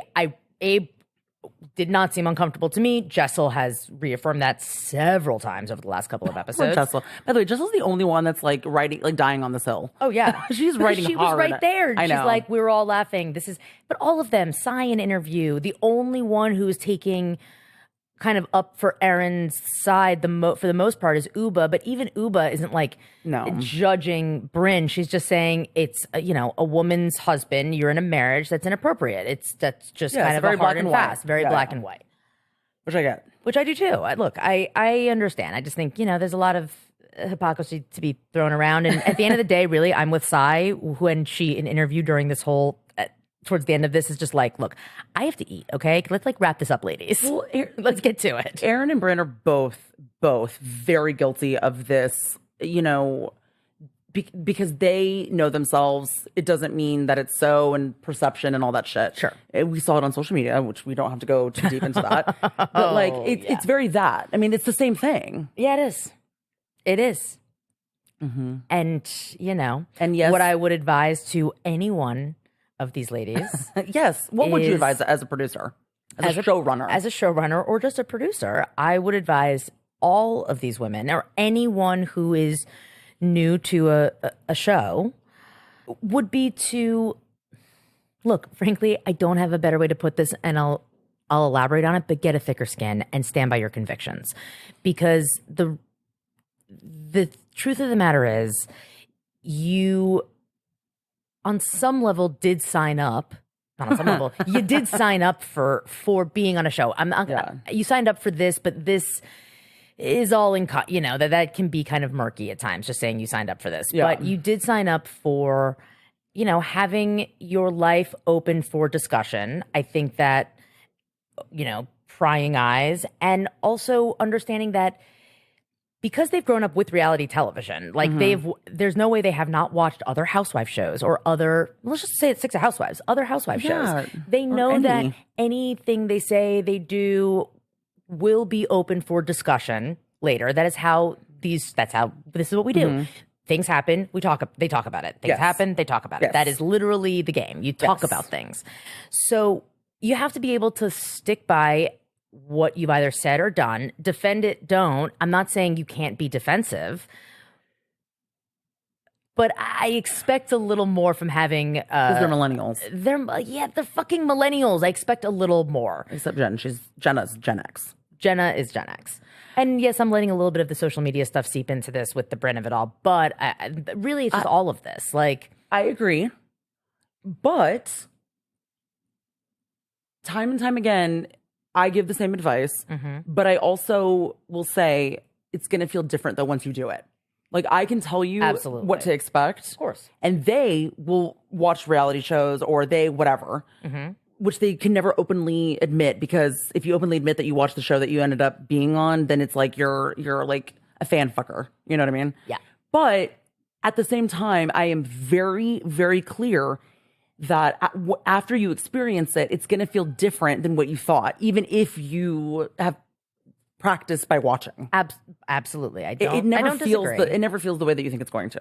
True. I agree with that. So I agree. I mean, social media has just changed everything. Yeah, it has. And it's both made them unaware and overly involved. Yes. It makes them unaware of how things are going to be perceived. And at the same time, it makes them hyper aware. So then they exhibit like weird behaviors because they in the back of their head know that exists. Yes, there are cameras around. I mean, like, here's the thing. There's this weird conversation, online that I often see where it's like, how can you know that there are cameras around? So like, don't you know what to say and what not to say? But then at the same time, they want them to be authentic and not recognize that there are cameras around, because that takes away from, the authenticity of their thoughts and opinions, like the cast and members. The experience. Yeah. So absolutely. It's very much in the same way that it's hard for us or me to articulate like why both, I think I agree with you, have a thicker skin, but I also understand the argument, is for the same reason why viewers live in this land of, well, cameras are there. And also, well, they know the cameras are there. That's why they're saying this. It's like, it's really tough, and it's very challenging. And the two can exist, but at the same time, it's like, it's unfair, I get that. And I understand that. And I also recognize that in the experience of filming, it's easy to forget the cameras are there. Guys, they forget. They really do. I have to stress, like, I have to say this because you and I were talking about it the other day. They forget that they're there. They do. Okay. 100%. And I want you to give the example of your stepmom. Yeah. So my stepmom she is friends with a friend of Jen Fessler. New York is very small. It's very small. By the way, my stepmother also RHONY too. Had a connection to Heather Thompson on RHONY. Exactly. I always joke that she should just be a housewife, and she says, I will absolutely never. She'd be a great friend. She's so hot. I'm sorry. But your stepmom is really hot and young, and like. Yeah, and she's also very opinionated, very outspoken, very like tell it like it is, and she's funny. She would be the perfect friend, and I've told her that a million times. I do want to say that saying that she's like really hot and young, I think lends to a connotation. She's in her early 50s, so she's not like 25. Yeah. You know what I mean? I'm just trying to say, like, your dad did not. No. Yes. She's anyway. She's in her 50s, but she looks great. So my stepmom was actually at Jen Fessler's birthday party that they filmed for Jersey. And even she was saying, she called me on the ride back to the city from Jersey, just because, And you're a fan too. Yeah, because I love Jersey and we talk about it. And she just started watching that Jen Fessler's on. So she would call me because, I am in and around that world. And even she was like, I got to be honest, I kind of forgot. I'd forget that the cameras were there. Now, she was not like on camera. She was not involved in anything. But at these events, there's probably 6 cameras roaming around. Oh, yeah. But she was very quick to say, you've said this before, and you're right. Because she's asked me a million times, like, how can they act this way? And just It's reality funny. stars in general, not just Jersey, but like, Correct. how can they act this way when there are cameras there and they know? And I say, look, they forget that they're there. I'm telling you, it's a thing that happens. Look, I know it's hard to believe. I get it. Yeah. And, she doesn't have a camera right in her face, but she acknowledged, like, I would just completely forget that there were cameras. And then you'd see a cluster of them and be like, oh, right. But Yes. yeah, duh. But yeah, they do. They forget. So things, when you let your inhibitions down, you're not actively thinking like what I'm saying, what I'm doing is being put on a television show, which we don't want you to. Like, I don't want that to be a filter through which you, Sure. But then it lends to saying things and doing things and reacting to things in ways that are somewhat hypocritical. Well, look, I mean, I don't want to stay on this for too long, but just, did you think she deserved an apology? I think that yeah, a little bit, but only for. Here's the thing. I think Brynn should have apologized for making Erin uncomfortable, not just saying the party was boring. I think God, that by acknowledging that it made Erin feel a certain way, does not admit guilt or fault or color what your intention and perpetuate this narrative. Yeah. So I do think that Brynn should have offered that apology to Erin, and I think Erin should have acknowledged, maybe not apologized, but acknowledged that the way that she came at Brynn for this and her reaction was somewhat inflated. It was a sucker punch. And it was a bit of a sucker punch, and she can understand why that would kind of cut deep for Brynn because of the implications. Because at no point, it's not like Erin truly believed that Brynn is trying to go after her husband, or that a hallmark of Brynn's character is to go after taken men. She knows that. Yeah. She was just offended because of the optics and like it wasn't the right thing. It was inappropriate, right? So yes, I think that she could have offered an apology in making Brynn feel that way, the same way that Brynn should have offered an apology of that nature to Erin. Correct. I also think, and I'm going out on a limb here, I think Brynn has a fear of rejection. So when somebody comes at her very strong, I think that the first thought is like, oh God, what did I do? Yeah. They're not going to like me. They're not going to accept me. They're not, Absolutely. Totally. Yeah. I mean, speaking of acceptance, and what is right and wrong and, what is perceived as, diva behavior, so to speak. Yeah. Can we talk about, first class versus coach? Okay. I mean, this is, by the way, this whole entire episode is kind of just like, we're putting everything out on the table. Everyone's just kind of letting it out. Yeah. And it's no holds barred. And it's because, by the way, they're stuck. They're stuck in a place, and we don't see them all together like this. So now they're pushed into having to be uncomfortable. Right. And in the Hamptons, they did it very quickly, which we liked, but they still didn't know each other well enough. And now they're at the threshold where there's things that have happened and, in different interactions where there's more of that foundation to allow this to really be a cast trip in that way. Like, this is far more of a cast trip. But it's almost like this is more of a social experiment, a bonding retreat. This is a trauma bonding trip. It really is. This is a trauma bonding trip, and I can't wait to get to breakfast. But we're broaching again the conversation, the topic of the business class or whatever the fuck. Okay, it never should have gotten to this point, and I don't understand it, but yes, talked about it like with the last episode. It never should have gotten to this point, and not for nothing, it's Erin's fucking fault for perpetuating it this way. Like. She went to the women and gossiped about it the way that she did when that was... And she editorialized by choosing to focus on one specific thing emphatically and kind leaving of just out... talking about it, but very she said this, but it's really... it was in passing. It was very quick. Yes. She used it as a subheader, but the headline was, Jenna doesn't want to fly coach with us, so she is flying first class ahead of time. The fact, I gotta be honest, I'm a little surprised. You think this is a gangbang? I think it's a gang. I think it's a gang up. I know, but that's what Lindsay says in that one episode of Summer. She's like, "What is this, a gangbang?" Oh my God, that's right. She means to say gang up, but she says gangbang in an episode of Summer House. It's Christmas in July. That's what it is. Oh yes, Paige's first season. I love those little slips. Anyway, I understand them feeling this way last episode when Erin tells them. Because it's editorialized through how Erin is, depicting this conversation. I mean, but Jenna comes and she says, guys, it wasn't about flying coach. It was because of my condition. Yeah, she's like, you all really still believe this? They don't buy it. Like, they are actively saying that they don't believe that that's the reason, even though she's she's telling them what it is. I mean, she goes so much to say, again, like, it's her skin, right? Right. Then the girls, the women, in a way, weaponize, they weaponize it because Yes, they do. They kind of shift it. They're like, but no, you don't understand. Like, we wanted you to fly. It's important because we're trying to get to know you, and you only give us gifts instead of connecting. So then it dovetails into that. Okay. She gives gifts instead of connecting, but then Sai also feels like she gives gifts because she wants them to promote it on social media. What is it?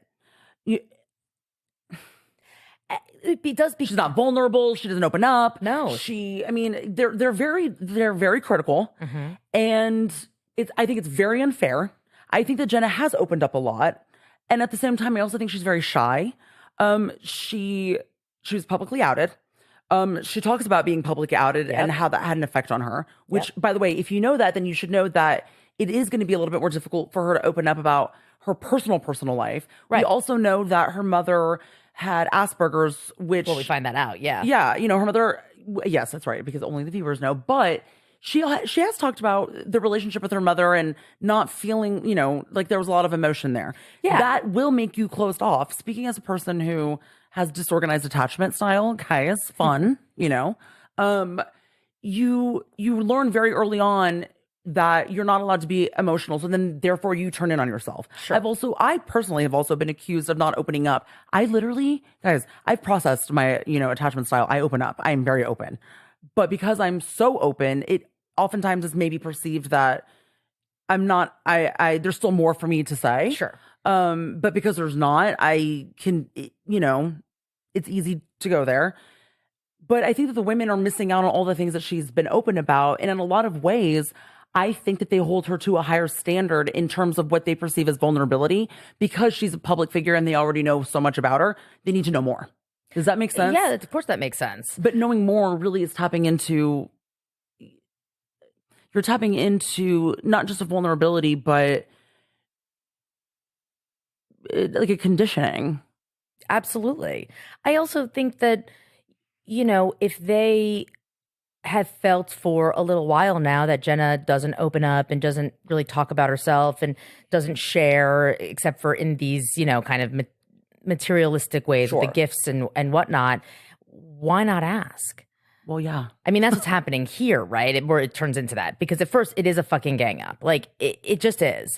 Bryn chiming in that, she has opened up so much. She has really, kind of bared it all. Sai comes from another angle of, I only learned more about you when I came to that casting. And then found out that your real name is Judith, which, can I just say, what I lived for. I think actually my favorite moment in this episode, which is a flash, is, Bryn talking about how she has like opened up in a flashes to Bryn's giving and she's crying and, they didn't know, Jenna never told any of them her name. She literally said it at Bryn's giving at the table and got chastised and told to basically shut up. Like, Jenna, this is not about you. Yes. Why are you chiming in right now? So she did try to open up to connect and not console Bryn, but Bryn was emotional in that moment and she got shut down. What the fuck, guys? Well, but Bryn brings that up. She's like, so you told Sai. Well, okay. But also Jenna basically is saying like, I don't necessarily think I would have told that story. The model sitting across from me was like uncomfortable. And because I could recognize that, I wanted to kind of lighten the mood and tell a story that is funny. Right. And to just kind of make her feel comfortable as well. Like, yeah. But you don't tell us anything. You keep everything to yourself. We don't even know your real name. I mean, come on. The way that the rhetoric is being spewed is very, very, very punitive. It's very just like, it is. Who are you really? You like, who are you? We don't even know you. Come on. Yeah, it's just that they're expecting something where they haven't done the work and made the effort to try to get there with her. And they just expect her to have kind of bared all when we see in moments she has. And by the way, what I love too about that flashback is, some editor found that, like, Jenna in that moment when Oh, you had to scrub. Like you, that Yeah. was Jenna did at this dinner and on the trip is not thinking about the fact like I did tell them my name was Jenna at Friendsgiving, but I got told to shut. But I was like, shut up and shut down. She's not thinking about that. No. But whoever was cutting this episode and whatever story producer was overseeing it, that's one of those golden nuggets. You're like, oh, well, there's this, and none of them remember this. This would be one of those moments where you or I or somebody, if we remembered, immediately email post being like, oh, and by the way, put this in the notes, or email post like they're saying this, and I know that they said it. If you didn't, because we have to scrub through the footage, but sometimes you miss stuff. Yeah, and that's why we take notes and time code and all that stuff, so you can kind of quickly sift through. Yeah, but while we're constantly communicating. We'll make sure. We'll make sure. Like, hey, by the way, this might be something that you're gonna miss, but she does say it. Here. Yeah. So then Jenna starts to cry. I know, seeing Jenna emotional is uncomfortable. Okay. This is where this actually really made me very frustrated that these women, guys, we need to open ourselves up and be a little bit more, peripheral in the way that we see and understand and define vulnerability. Vulnerability and being able to open up and engaging in that does not equate to crying. So what we see here is that the second she starts to cry, they recognize it immediately and they snap into, oh God, like, go Jenna. Let's crack that tough exactly. exterior. Let's push until she cries. Oh, guys, she's finally opening up. We saw this in Garcelle's first season. When Garcelle it finally, what they perceive as being vulnerable, she starts to cry. I think they're in Italy. And that they go, oh, finally. Or I think it was maybe, I can't remember. It was either Italy or it's when they're on another cast trip. I can't remember. Maybe with Kathy. It doesn't really matter. My point in being this, you guys will remember, the sentiment. And that, like, we made her cry. That's vulnerability. Now that's being open. That's bullshit. It is and we bullshit. see it here, and it made me so irritated because I thought, wow, she's already told you so much. And whether you want to take it as being open or, guarded, whatever the fuck, making her cry should not be the goal here. And they're not looking at it like that. No, they're not. But ultimately, that's the consequence, and that's how they're equating it. Yeah. And, they've had so many opportunities, and they do get there in this conversation, which is, it's a growth opportunity. It's a bonding and a relationship forming opportunity. Sure. But, Jenna talking about how she is so guarded. She is, she has been fucked over so many times, and opening up about her mom having Asperger's and what her experience as a child was like, which is, basically neglect and some level of sensory deprivation. Mm-hmm. That it's like, and neglect doesn't always mean your parents like leaving you. And I think sometimes we have a narrow scope of what we think neglect is. There's emotional neglect. There's emotional incest where your parents put too much on you. Both in consequence, as a child, they cause you to never share or exhibit emotions because there's no space for you. Right. I'm speaking from experience. I really am. Absolutely. I mean, I was never allowed to have an emotion. Right. Yeah. There wasn't enough room. So, and those imprinted, traits as a child, as an infant into adolescence, that has a huge effect on how we behave in interpersonal relationships as adults. And, in this moment also, there's really a showing of Jenna's maturity in relation to the rest of the women and the age gap, because when she says like they, I forget who it is, but they basically say like they admit they just made an assumption. They didn't really know. Yeah. And Jenna's response to that is, if you don't know, then just ask. Correct. You need to stop making assumptions. We need to stop making assumptions about things that we presume to be the case. And tote it around as fact.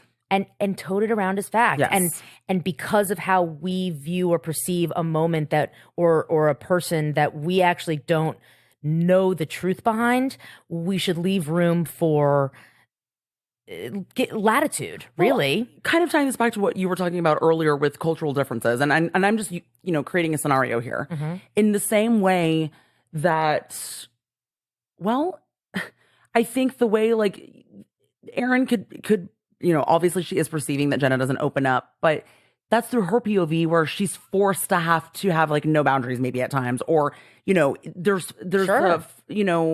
there's boundaryless, so then it causes you to have to just be open about everything. There are different familial dynamics, and those experiences will alter your point of view. That's not a problem. The problem is being presumptive enough to accuse and say it unequivocally. Yeah.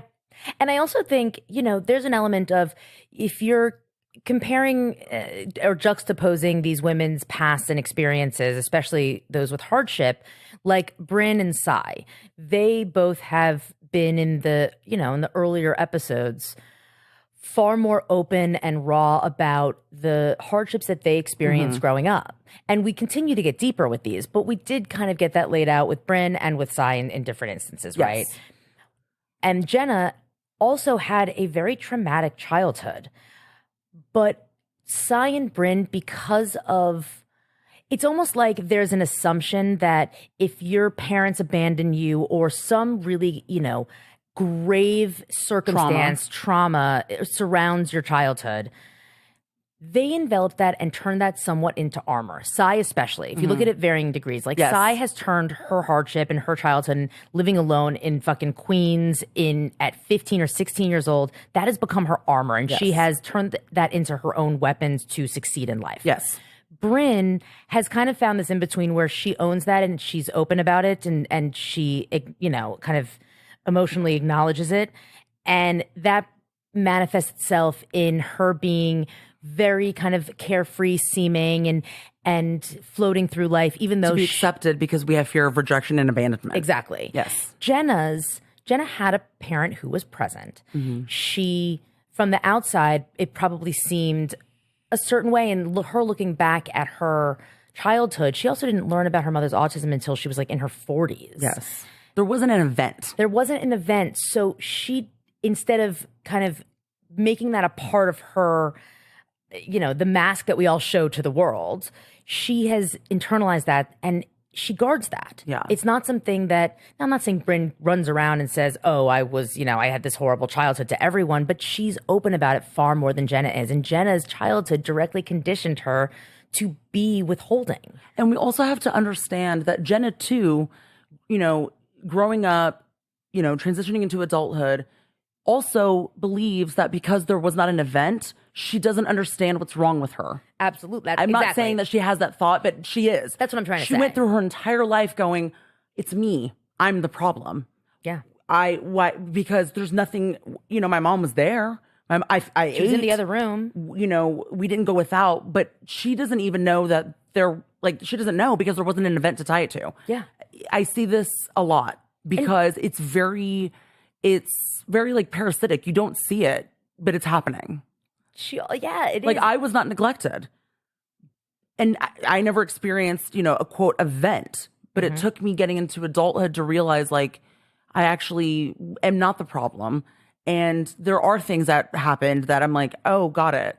So because I ate and because I was able to afford certain things in life doesn't mean that I didn't also experience neglect. Absolutely. I can relate to that as well. And, Jenna was also, because of that neglect, and she says, I think it's an interview, it may have been at the table, but I believe it's in a bite that, her mother didn't have any friends. She didn't have people over. She wasn't socialized properly as a child. Like she wasn't. And that has led her to be a very socially awkward person. She's quirky. We use these descriptors, but she is very socially awkward because her formative imprinting experience was socially neglected. And yet the women, look, I'm not expecting them to psychoanalyze it. No, and they're in not going to that way, understand that. But this idea that like, if you don't know, then ask. Yeah. My problem is not in them drawing those conclusions. My problem is not giving any latitude. Correct. Jenna's wonderful. I love Jenna. Jenna is far more mature than the rest of these women. Yeah. Except for, honestly, to me, Sai and maybe Uba are the closest in maturity. I think Erin and Brynn and Jessel definitely exhibit some immature hallmarks in certain situations. Yeah, I think there's some thread through with that with certain, maybe familial dynamics. Yeah. Absolutely. You know what I mean? Right. And, everyone has their shit, which Jenna points out. Like, you know, everyone has shit. Everyone at this table, everyone in the fucking world, we all carry it. We all have baggage. Okay, well, so this ties to. This dovetails. All right. And so it begins. And so it begins, guys. We get a little bit more context and backstory on Jessel.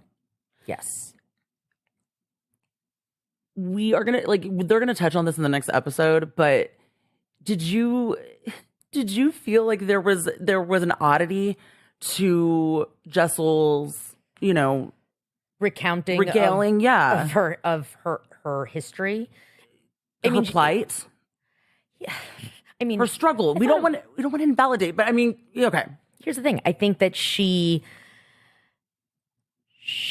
lacks a little bit of identity in this, correct, just in general. I've seen this with cast members before. She instead ties it to like her family's history, and that's not what they're asking. And coming on the heels of Jenna's very raw kind of emotional purge of what not the right of who time. she really is. Her going into, my parents were from Kenya, but then they moved to the UK, but they were really born in India. And I love a time lapse. I love a good editor's time lapse. Passage of time montages are my favorite. Did you feel like this was a little Dorit and Jessel's the woman of the world? She speaks by the many way, languages oh my because I'm the God. woman of the world. Yes. Yeah. Yes. Talk about an international woman of mystery. Talk about an international woman of Right? mystery, indeed. Like Dorit does this on Beverly Hills. She'll talk about her plight too, and we're all like, and it's what the weird, fuck? random info. Yeah, but and it's always like a little out of touch. It's a little out of touch. It's a little disconnected. It's like kind of talking around it, but not actually saying it or anything And we never really substance. drag her because we love to read, and that's her experience. And this is kind of how I looked at it with Jessel. Oh, but what do you, I mean, we absolutely drag her. we do, but we were like, but you have to. But we're like, also, I mean, that's Dorit's. Yeah, Like, you know, that's the her. Dorit's, That's the her story. That's her. Sheenas, Yeah, they always have their like things that we can rag on them for, but also love them for at the same time. So, yeah, She's. I mean, they're not asking for her ancestry.com summary of. I mean, it gave me a little. It gave me a little like Forrest Gump vibes. like just incidentally they've experienced all of these things. You know, Yeah. the internationally famous photographer Yamamoto. They became photographers, and then it's just very sensationalized. I'm not saying it's not true, but that's how it felt a little bit. And they end up talking about this next episode, which we'll talk about in the next recap. But it's superfluous information. Like she's Yes. giving these like little bits of random info, like from a bio. You know what's interesting, and I didn't think about this until just now. She's kind of giving a little bit of a press release on herself, like a bio. and we've talked about this we worked on a show together where we had a cast member, and we kind of drew that conclusion that because we started seeing Pat. It was a first season show, so we weren't gonna know anything really going in, Right. But we drew the conclusion because there seemed to be this pattern of not lying or fibbing or embellishing, but there was this certain type of script, like proverbial script, that they were following because Every not time to they get talk into- about their history, yeah, it would be in the same. and not to get into too many details, but their backstory and their cultural history played such a part in their kind of like Identity. Not their identity, but they're being like implored or propelled into notoriety or celebrity, right? Sure. So they felt like they had a script, kind of. Yeah. Yes. Yes, we have definitely seen this before, and it is reminiscent of Jessel here. I mean, just she's listing off like a bio package. Her parents are from this. This is where she grew up. The uncles with the photographers. That's the segue into fashion. Then she talks about the fashion internship. It's an immigrant story It that is. has been passed along from her parents, so it's pushed. Yes, but it's all kind of these benchmark details without any emotional, openness or vulnerability. There's the thing, the hardship that she talks about, which I laugh even saying hardship, is she moves to New York against everyone's wishes. She gets this fashion internship and she's unpacking boxes. She literally says she was never given a dime or a dollar For anything. and then quickly also admits that her father and her parents paid for her entire Education. college education. Right. She had money in the bank and, but she still had something. That's why she had money in the bank, because Correct. and there's nothing wrong with that either. No, but Sai is very That's a quick privilege. Well, and Sai's quick to point out that that is a privilege. Okay, because so how did you feel about that? How did you feel about her pointing that out, but then also not acknowledging, kind of sounding defensive a little bit, and pointing out that she's not saying it, but she's basically saying like, no, real hustle and real struggle. I had to sell bras for $6. Yeah, and I was always in overdraft. Yes. If I had I lived in $0 overdraft. in my account, that was Yeah. or maybe just like $20. Look, honestly, Do you think it was a comparison hangover? Like I had it because I wonder, and I think there are going to be viewers who are seeing this it's a comparison hangover between the two. Yeah, like whose dick is bigger? Like no, you didn't have struggle. I had struggle, and trivializing how Jessel feels, even if the majority of us think it's kind of silly. You still have to give a little latitude and veracity to that. And I validate people feeling that way. I can completely understand that. I read it slightly different. Speaking of like kind of Sai and her, her background, and also tying back to the fact that I did grow up in New York, I kind of understand a Sai. In New York is such an incredibly diverse, unbelievable city. Yes. And there is a very large Puerto Rican and Dominican communities. Yes, and she's Brazilian, Cuban, and Puerto Rican. Yes, exactly. But the way that Sai reads is very like New York, Puerto Rican background. There is this kind of There's no a backbone to bullshit. New York. There is a backbone to New York, and this is I think why I've also responded to Sai so well, even subconsciously since the beginning. Yeah. Because I love that part of New York. I love the Yes. Puerto Rican, Dominican communities and Washington Heights and Queens and these Yeah. And there is this like no bullshit. Look at Cardi B. Yes. For example. Yes, Cardi B is a perfect Cardi B's example. Dominican. But there is that, you say it like it is, you say it in the moment. And there's a hustle It is there. a hustle there. It's a different type of hustle. There is a different type of hustle. And Yeah. Sai has that to her core. Which is the fabric of New York, where I think most people Yes. look at New York as Upper East Side. Right? Right, exactly. They look at New York maybe more through the POV of the Aarons of the world, maybe even Jennas of the world, fashion, this, that. Right. When in reality, the very fabric and backbone of New York is these sub communities These and immigrant cultures. communities. Correct. The Puerto Rican community, the Dominican community, the Italian community. They each have their own characteristics and kind of personality traits as a whole, as a community. And there's something really special in that. And that there is that kind of that in Sai's core. And you can see, and I see it in this moment coming out because I also think, and she's not saying this, but I think that she's bumping against Jessel giving her hardship story and it being through these superfluous facts. Yes. And there's no emotional depth. There's no vulnerability. And I think in that moment, Sai is like, this is kind of bullshit. Yeah. And it comes out through her, chastising Jessel for claiming hardship when you don't know real hardship. And I understand that being seen as a kind of comparison hangover and Sai getting defensive. But I think she's in her own way, even though she's not articulating it this way, I think she's just kind of calling bullshit.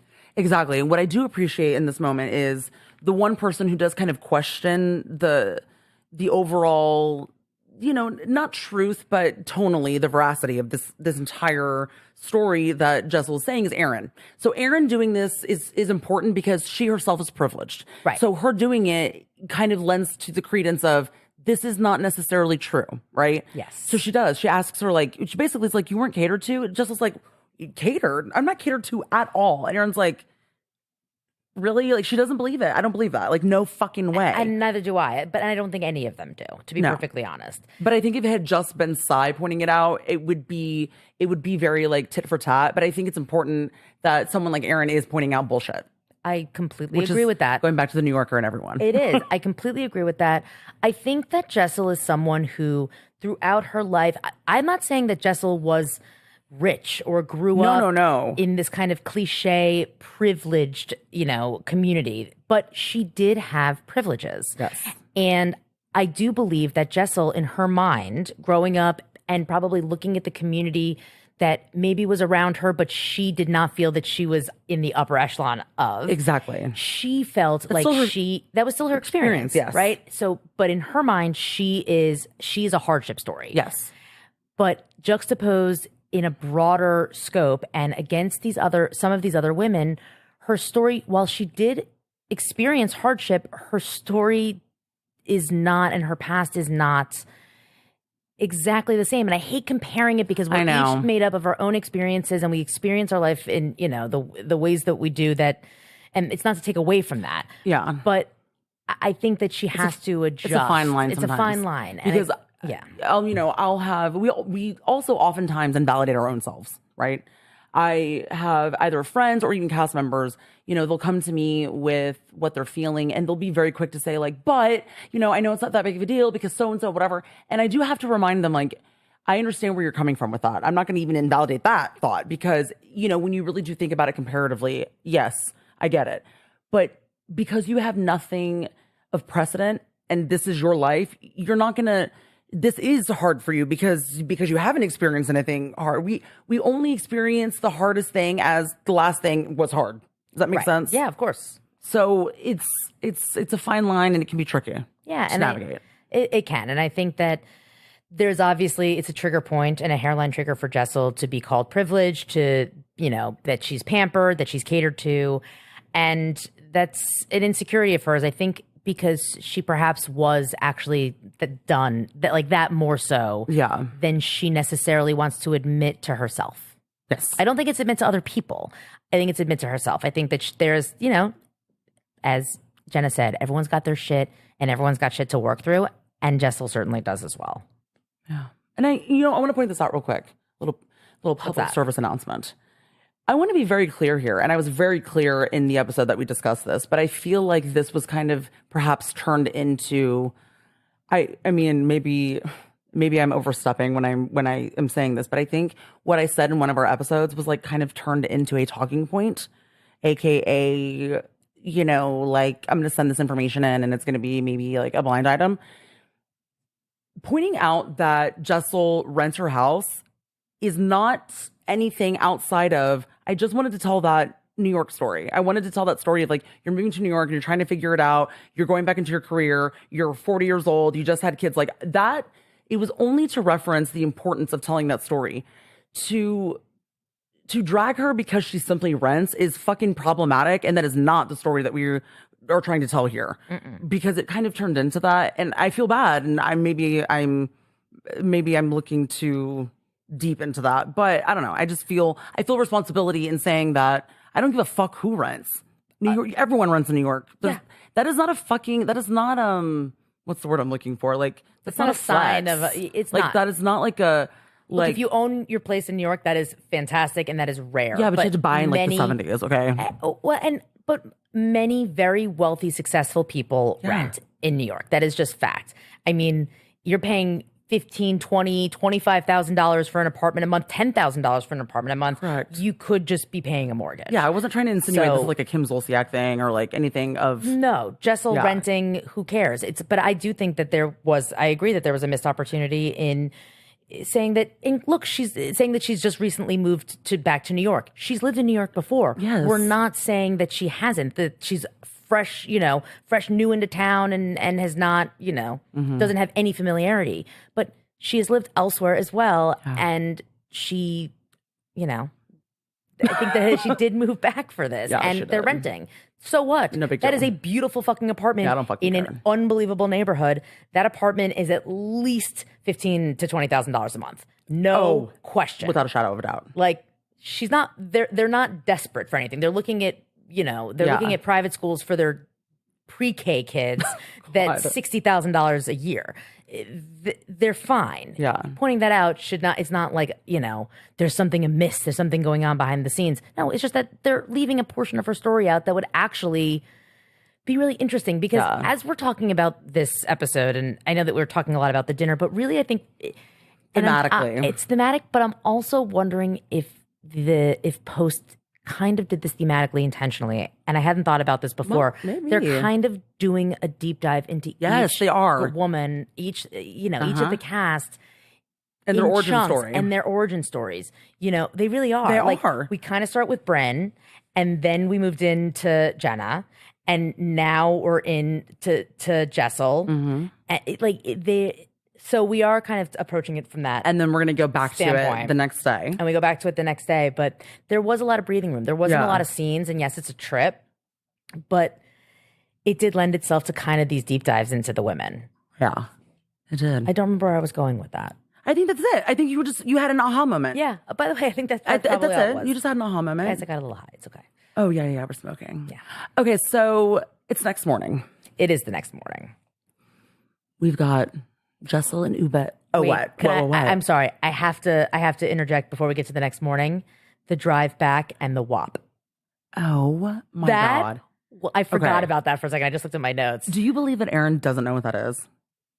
I never like to accuse anybody when they say, like, why lie about that? But also, this lends to her boomer energy, guys. I think so. I think she doesn't know what it is. I think she's being honest about that because it is. It's that boomer energy. It is. She's not listening to Megan Thee Stallion. She's not she's I like, don't think so. And she takes it so literally. Like, Yeah. But the ass and pussy or what, like who wants doesn't a get wet it. ass? And I'm like, oh, Erin. But she doesn't understand because it's like an entendre. She's like, is it at? And I'm like, no, it's like lame ass or like, like it's more. It's more slang than, We're not. It's not literal. You're not talking about the actual butthole, and she doesn't understand. She can't understand the difference. God, no, she Because can't. I don't get it. Why would your ass be wet? It's just it's almost, that moment was actually kind of endearing to me. Guys, it was so ridiculous. Well, because look, I think we, I may not seem this way, but I think we like them all for different reasons, and like that's a moment where I'm like, yeah, that's funny to me because like Erin is like so removed. She is. She's so fucking removed. And she's like the youngest in the group. She's one of the youngest in the group. I know. I know. She is the youngest, but she reads as not the oldest because Jenna does and is, but in maturity as well. But Y'all were in prep school at the same time. oh my God. How do you feel about it? Wait. That's what I'm saying. Now I Like, do you have know to figure her? out It's like, what's- do you know Erin? By the way, now I'm like, wait, have our paths crossed? What? Now I need to know what school she went to. Well, who was it? I can't Shit, remember. I didn't put that together, and that kind of is Charnas. different. What's her name? The influencer? Ariel Charnas. Okay. I think that there was like they were looking into some, I think, inflation with like her company. She's a fashion influencer and she Okay. like has all these, she sells clothing. She's like a brand. Okay.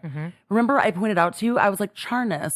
And you were like, oh yeah, whatever. And I was like, dude, it's your dentist's son's wife. And you were like, wait, what? I'm like, dude, New York is so small. That's what I'm saying. Yes, and it was because I was talking about having to go to the dentist. That's what it was. And That's what it was. And my dentist, Dr. Charnas, in New York, because we both were supposed to be in New York for a show. Oh yes, that's And I what was it saying, was. this is great. I get to go to my dentist because I need to get some work done. And then you made that connection. Look, New York's a small fucking Very world. fucking small. New York Jews, even smaller. Exactly. I'm just saying. Y'all could have been in Temple at the same time. Yeah. She's younger than you, so y'all didn't have y'all's bat mitzvahs at the same time. No, but also one of my best friends from high school in my 20s who I still talk to's wife is someone who's very prominent and an influencer. Like, Look, I'm telling there's a lot of you. just funny little, I'm telling you, there's connection. There's like Shit, 1 so degree. now I have to figure this out. And by the way, have I run into Erin at have. parties or in events? She'd be a couple years younger than me, but Look, also, I'll say definitely this. Amanda Hirsch from Not Skinny But Not Fat, also Jewish, and the community is small. Totally. They it has nothing to do with that, but they went to school together. she and Erin did? Yes. College or high school? High school. So now I That's need what I'm to saying. look up where did Amanda Hirsch Well, go. that's what I'm saying. So, Erin, in the podcast episode where she had her on, Erin did not remember Amanda, but Amanda remembered Erin. That's so funny. Yes.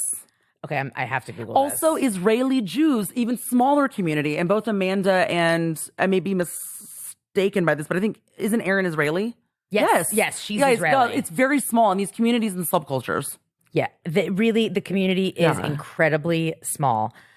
It's just small. It's so small that when I first met executive producer, I will never remember how we got into this conversation, but she told me this horrifying story.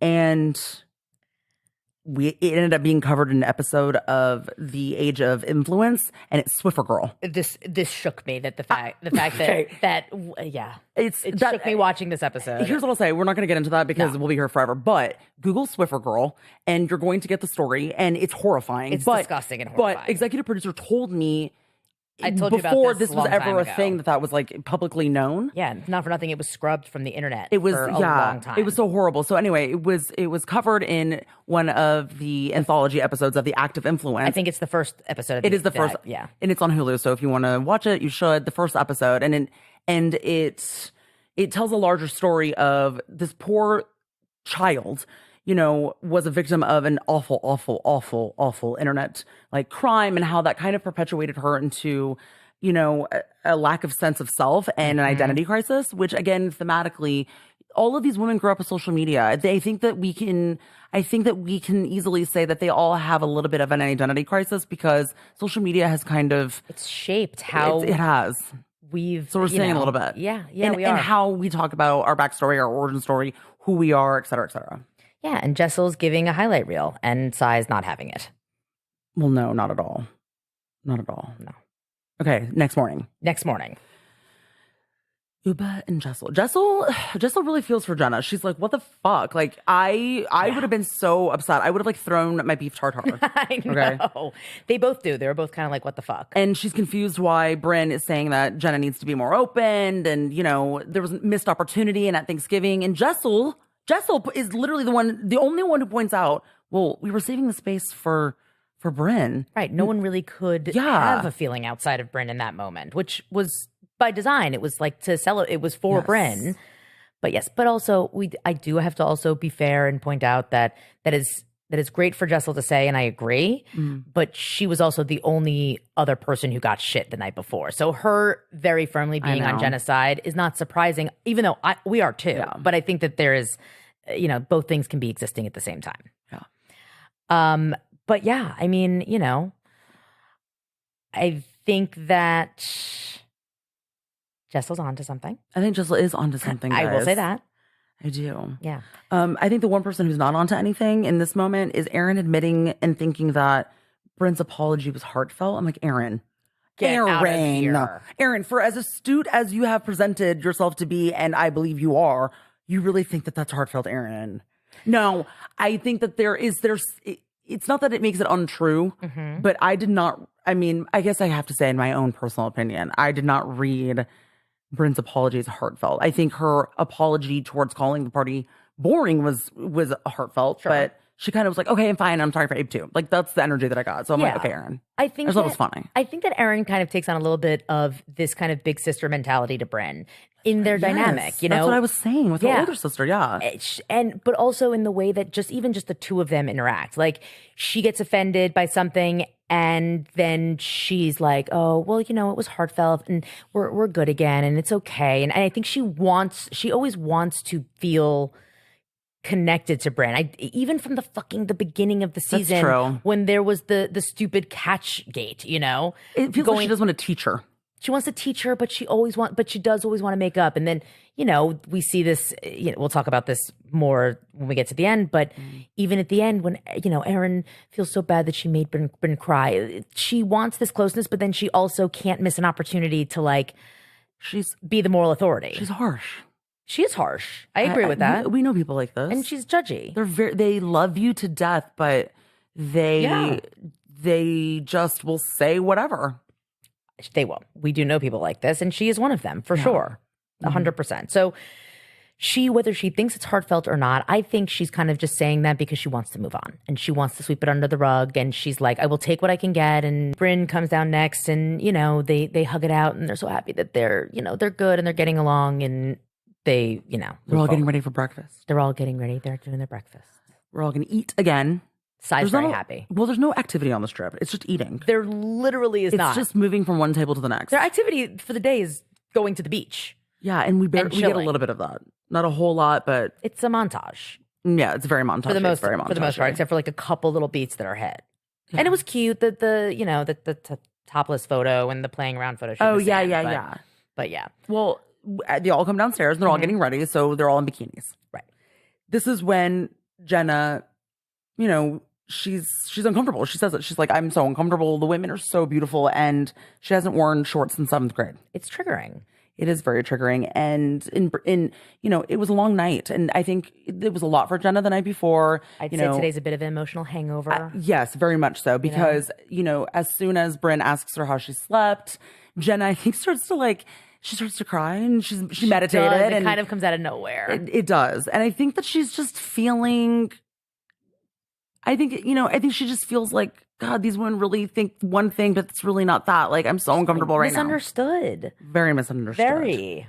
And I think she is. Very misunderstood. I mean, I think it's interesting when we can talk about it later. I can just bring it up now, but I do think it's interesting that we see later on that Brynn stays in because she's feeling a certain type of way, and she doesn't feel good.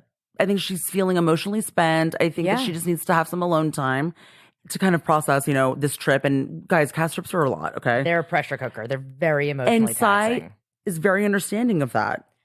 And I think it's interesting that we can be understanding of Brynn wanting to stay in and kind of take care of herself, but we can't understand why Jenna would want to get there 2 days earlier to get some sun and maybe perhaps get a little bit more comfortable in her body so that she can be in a place where she's comfortable in front of the women. Right. Yes. I totally agree with that. I just think it's interesting, It some is. comparisons here. Yeah. All right. So this breakfast, trauma bonding. More trauma bonding. It's interesting because I think this was a good episode because we really get a window in, but at the same time, because we're lacking activity and this perception of maybe like fun, it feels like an emotional bomb, doesn't it? A little bit? Yeah, it does. And It does feel I like an just want to emotional say that I bomb. sympathize with the viewers who maybe perhaps feel like this is just like overly emotional. It's okay to feel that way. You're not shaming, or like it's okay to feel that like, God, really? I mean, this is really fucking heavy. Must we have to cry? Like everything's crying. There's a lot of crying. Everything's crying. By the way, if I were a producer on this I was cast just trip, about to say we're gonna. Well, no, go ahead, because we're gonna sympathize with you as producers. I would be like, really, guys, just not now. Like, yes, I love the bonding, but like, can we just have fun? Like, just not now. Not just because trips. Look, I think there was some missed opportunity for activity, and I'm sure we'll see activity in the next one. Yeah. And I think because there was so much emotional trauma bonding, this episode really only spanned over like 24 hours or like a little more than 24 hours. So there wasn't much to do. It's basically 3 scenes that are very long. But as producers, we'd be like, can we just have fun? Like maybe that fun will come, but like, can we just have fun? It's like, it's this weird like conflict. So you have to understand, like as producers, we do have to compartmentalize just a little bit. And we want them to talk about these things, and we care that they talk about these things. But yes, sometimes and by the way, we'll know that there are certain conversations that are probably going to happen, and we'll predict when they're going to happen. And we know that the importance behind having them, right? Absolutely. But we don't predict when they happen like this. And we're literally in Video Village, and we're like, no, not now. No, Not right now. And it doesn't mean that we're callous and we don't feel for them, but it's just not meant to be maybe in the moment we thought it was going to be. And when it starts happening, you can't rewind that. No, So, the train has left the station. This is the conversation that's happening, and we're gonna roll with it. But we're spinning the dial. and we're spinning the dial. We're spinning the dial, and we're going around, and we're kumbayaing. Yeah, we're having like this deep therapy, emotional trauma bonding, as you said. Yeah. It was, and it continues to be. We have a lot of mommy issues. Yeah, Not a bad thing. I have mommy issues. It's so do very I. real. A lot of us And do. it It's not kind one of thing; just- it's your mother. Yeah, exactly. we kind of just jump in. Yeah, We kind of just jump in, and through Sai tells her story. We find out that her mother was an alcoholic, and when she really recognized the shift in the alcoholism really turning into a very damaging, her mother's not her mother, she's not looking at the mother that she knew, was when she was in her teens. right. She goes on to tell. Sorry, I chuckled because Sai is me. Okay, that's why I'm relating to this, because it's very heartfelt. It's very deep. We're in it, and she tells a story about her mother was found, I think, unconscious in the park bench, and this is the end time, right? Yeah. She goes She to had the a heart hospital. attack. She had a heart attack. She goes to the hospital, and she laughs because, the one thing that her mother really prided herself in having was eyebrows, but they were like janky, and you could tell that they didn't look like real eyebrows. And so she kind of laughs at that. And she gives her mother kind of like this wish of like, of course, I'm going to draw your eyebrows on. And like, I just want her to feel good, in the last days that she has left, the things that are important to her mother, she wants to make sure that she kind of Fulfills. fulfills those things. Yeah. And then she just goes, anyway, fast forward, she died. And I was like, oh my God. It was very kind of like the story that I told not that long ago about my mom being, calling me saying, Yes. your uncle's not doing well. And I'm like, what happened? He died. It's very jarring. It's Yeah. a very like pull the rug out from under you, like this, and they died. Yeah, it's because it's uncomfortable to It's talk coping, about. yeah. It's also uncomfortable to talk about parental death. I can attest to this. My father passed away 4 years ago, so I always kind of when it comes up, I never want anybody to feel uncomfortable, and typically other people don't know what to say, so I'll usually quickly be like, "Oh, and by the way, it's okay." Like I'm just because you have to bring it up matter of factly because it happened, right? And if somebody who you're bringing it up to hasn't experienced that, you have the wherewithal, and that they're gonna feel like they don't know what to say. So you kind of say it in a more matter-of-fact way to not open it to like uncomfortable emotion. But I didn't know Aaron still cries during Sai's story. I know. And I didn't know what it looked like. So now I know what I look like when I'm like, oh God, it's like, is that me? Yeah. It is. It is. And, I love Uba chimes in that, look, you see people's lives, but you have no idea what they've actually dealt with. And if I were to sum up in one sentence what this episode is, it's that line right there. Yeah, and I do think it's intentional now that you say it, and we kind of had that aha moment because this is a lesson for everyone. I think everyone learns a lesson in this day on the cast trip, which is agree. Fuck, we all made sweeping assumptions, and maybe we need to back off a little bit. Right, and I think that they are going to, we're seeing them become closer for it. I really like they really are bonding. They are in a very authentic way, and I think maybe for the first time so far in the process of filming this season of RHONY. I think this is the first time where I can say they're friends. Yeah, we're seeing that. We're actually seeing that. They're friends. It's refreshing. It's nice. It's nice to see. There's still work to do. There's still opportunities to take, but I'm hopeful. Yeah. I'm more hopeful for RHONY's future than I am for the Jets. Let's put it that way. Oh God! I asked our listeners what their POV or like how they were receiving RHONY because I felt very, my opinions and things like I felt a little detached from that, and I was like, I'm kind of confused. So like, I really need help from you guys. Like, DM us. Sure. And I think a lot of our listeners can recognize that maybe there may not be a whole lot of like they're acknowledging what I'm feeling. But they're looking at it from a different perspective. And some of it, I kind of just didn't dawn on me. Sometimes we forget. This is the first time all of them are on camera. Usually there are other cast members that kind of help lead the way. It's a fully new cast. Exactly. So they're giving a little bit more latitude to that. And I like, they're uncomfortable in front of the cameras. Yeah. And I think they're trying to be what they believe we want them to be. We being not just producers or network, but the audience as well, which is a group of friends in New York. So they're kind of doing a fake it till you make it. Yeah. And they're getting to the place where they're starting to make the thing. Yeah. That's kind of what it is. That is the silver lining in this is that this breakfast really serves the whole cast trip at the breakfast and everything. It really serves as like, we're finally here. They're going to connect on this forever. Yes. And by the way, it's very rare that cast members, especially on housewife franchises, it'll never happen because unless they reboot another franchise, it's, this is an anomaly. It is. They're part of a franchise, but they're also all new. So they really will have a bond over this experience together in a lot of ways that we would have never been able to see. Yeah, agreed. And also, the last new Housewives franchises don't pop up very often. And the last one, which is SLC, filmed before the pandemic. And the pandemic changed the way Bravo is consumed. Mm-hmm. The social media space, the knowing and wanting to know everything as it's happening in production. Everything is up for grabs. It exhausts me. Sorry, it is exhausting, and we've talked about that, and we continue to talk about that. I absolutely understand it, but lately I felt very, very exhausted by social media. Yeah, but SLC filmed before this the pandemic, and how social media interacts with Bravo, specifically.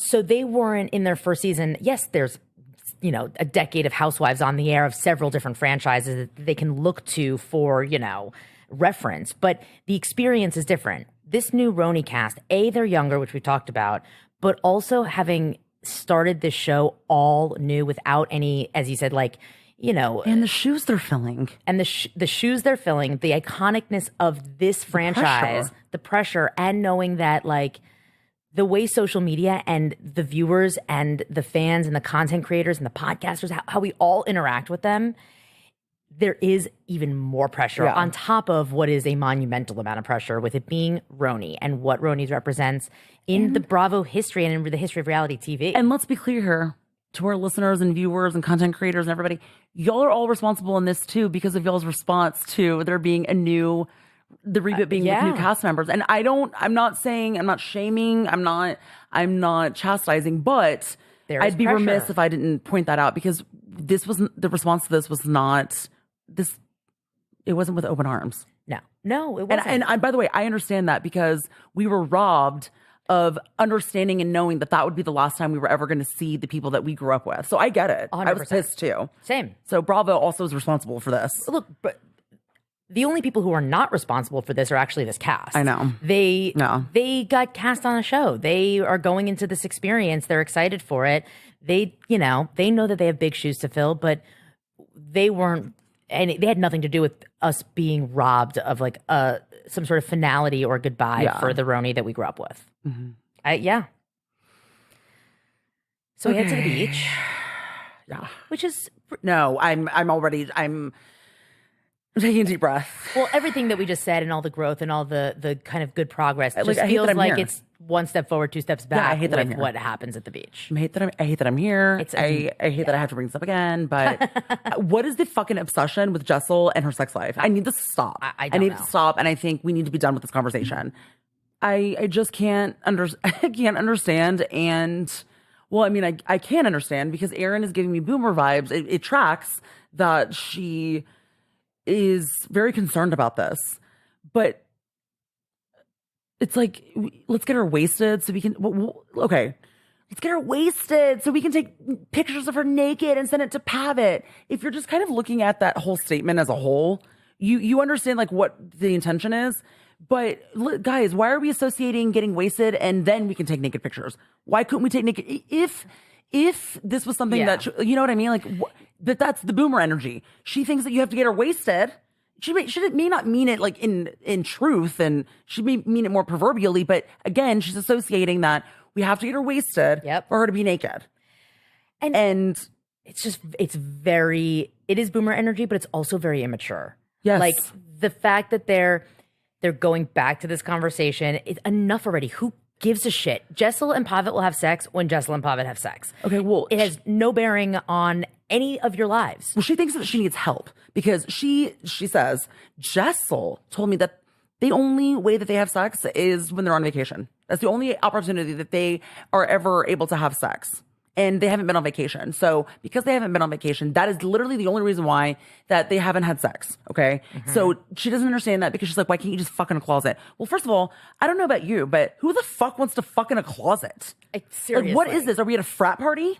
I don't know. So all the bathrooms and bedrooms are taken. So we're going to fuck in the hall closet. I get the intention and I get it. So do I, but it's just, it's very reductive. It's very just kind of high school girl mentality. Enough. Already. Drop it. Drop it. Why are you concerned? I know that you want us to feel like you're concerned because you're a friend of hers. I'm sorry. A real friend wouldn't be this concerned. No. Not concerned about this. They would understand why and let it the fuck go. It is not indicative. It's 2023. I understand that this once used to symbolize very narrow-mindedly that, well, if they're not having sex, it's bad. Guys, it's 2023. A lot of people don't, they don't equate relationships and sex the same way that maybe people used to. Guys, people who are asexual don't have sex. Right. But they have relationships. And couples go through periods of time for whatever reason that they don't have sex. Yeah. That happens. And by the way, it doesn't happen to everyone, but just because it is, that is the situation in two people's relationship does not make anything let me get wrong. And Erin is looking at it in a very reductive, very kind of antiquated, traditional way. And Bryn is being gossipy about it too. They're being kind of childish in this moment. They're being very high school. Yeah. Well, if that's the case, then I'm concerned that although Bryn wants intimacy and wants a relationship, I also think that she leaves relationships because of fear of abandonment. Well, yeah. I mean, guys, it's a very, they're just judgmental. They are. They're very judgy. I just, we've said it before, but I really do. I think me wrapping my head around it because we're all the same age, I'm like, I thought we were kind of evolving as a generation. Not everyone. This is why people think millennials suck. This is one of the reasons, yes. But I also somewhat attribute it to like, now that Bryn and Erin are good, this is like their way of like be cackling and like, being silly and not bonding again. By the way, but they like are Sonia and Ramona. Okay, so I made this point off mic. They are. By the way, they're always gonna get mad at each other and make up. They are. Yeah. So I hate that I agree with you now. Yes. When Erin is like Erin's traditional kind of a little sanctimonious, a little judgy. I'm not saying she is Ramona, but if you look at that kind of very loose archetype, that's kind of Erin minus the ridiculousness of Ramona's, antics. Mm-hmm. Sonia is flirty. She's fun. She's silly. She's jokey. That's kind of Bryn. Yeah. They do kind of fulfill those archetypes. And when they are like together. The modern millennial way. In the modern millennial way. Like, they're not apples to apples by any means. No pun intended. But they do have a similarity there in the dynamic. I found it abhorrent that you would even suggest that. And you gave me a look when what? I said the Erin gives me modern like Ramona vibes. Well, because Ramona's like so problematic that I'm like, I don't want to do that to Erin. But I think that, But if Ramona's problematic meter is at like a 9, tone it down to like a 3, and that's Erin. Like, you're being so sensitive. Like that's not Ramona level, but it's on that grayscale. But Ramona would absolutely never let the no sex conversation die. Like, she would think it's a problem.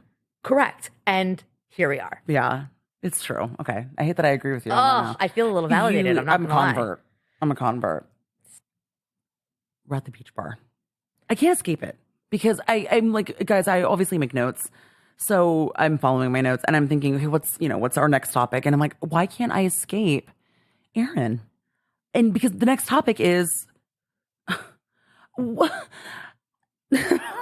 I feel like I'm going hard in the pavement here on Erin, but the embryo, in vitro, Bryn's dating life. Yep. I mean, we want these women to be vulnerable. They want everybody to be vulnerable with each other, whatever. But we're also judging and chastising and shaming the vulnerability. We are. We're certainly not creating a safe space to feel comfortable opening up and being vulnerable and exposing that vulnerability. Yeah. So Sai asks if Bryn's dating. Mm-hmm. To which Bryn responds, "Yeah, I go out on like 3 dates a day." Right. She went through like that phase. Yeah. Which I also love. Like, what are the 3 dates? Exactly. So, question for you: do you actually believe that she goes on 3 dates a day? No. Okay.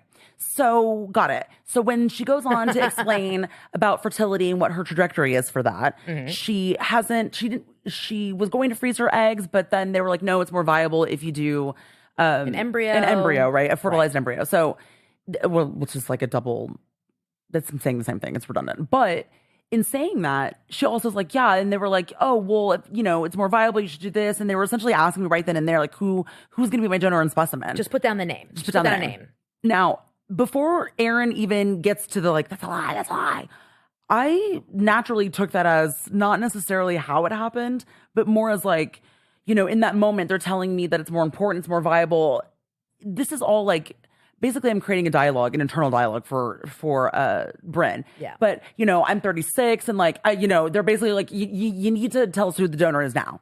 Now, I didn't take that as like, she literally, literally. Yeah. Went through her phone in contacts. Okay. Even if she's regaling us and that was actually how she said it happened, it doesn't fucking matter. Okay.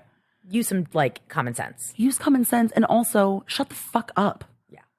That's lie. I'm like, you're right next to her. Do you not? Hello. First of all, do you have any manners?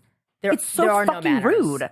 Yes, there are no manners at this table. Can I understand that it sounds like an embellishment? Yeah. Can I understand that even though I'm not taking it as that, you can? Absolutely. Like, I get it. Sometimes we misunderstand and we misconstrue. Like, things happen, right? That's just life. Okay. Absolutely. But to then, while she's still fucking telling the story, to then like go around like, that's a lie. That's not, or she says that's not how it works. And then that's a weird lie. Like, what? Yeah, exactly.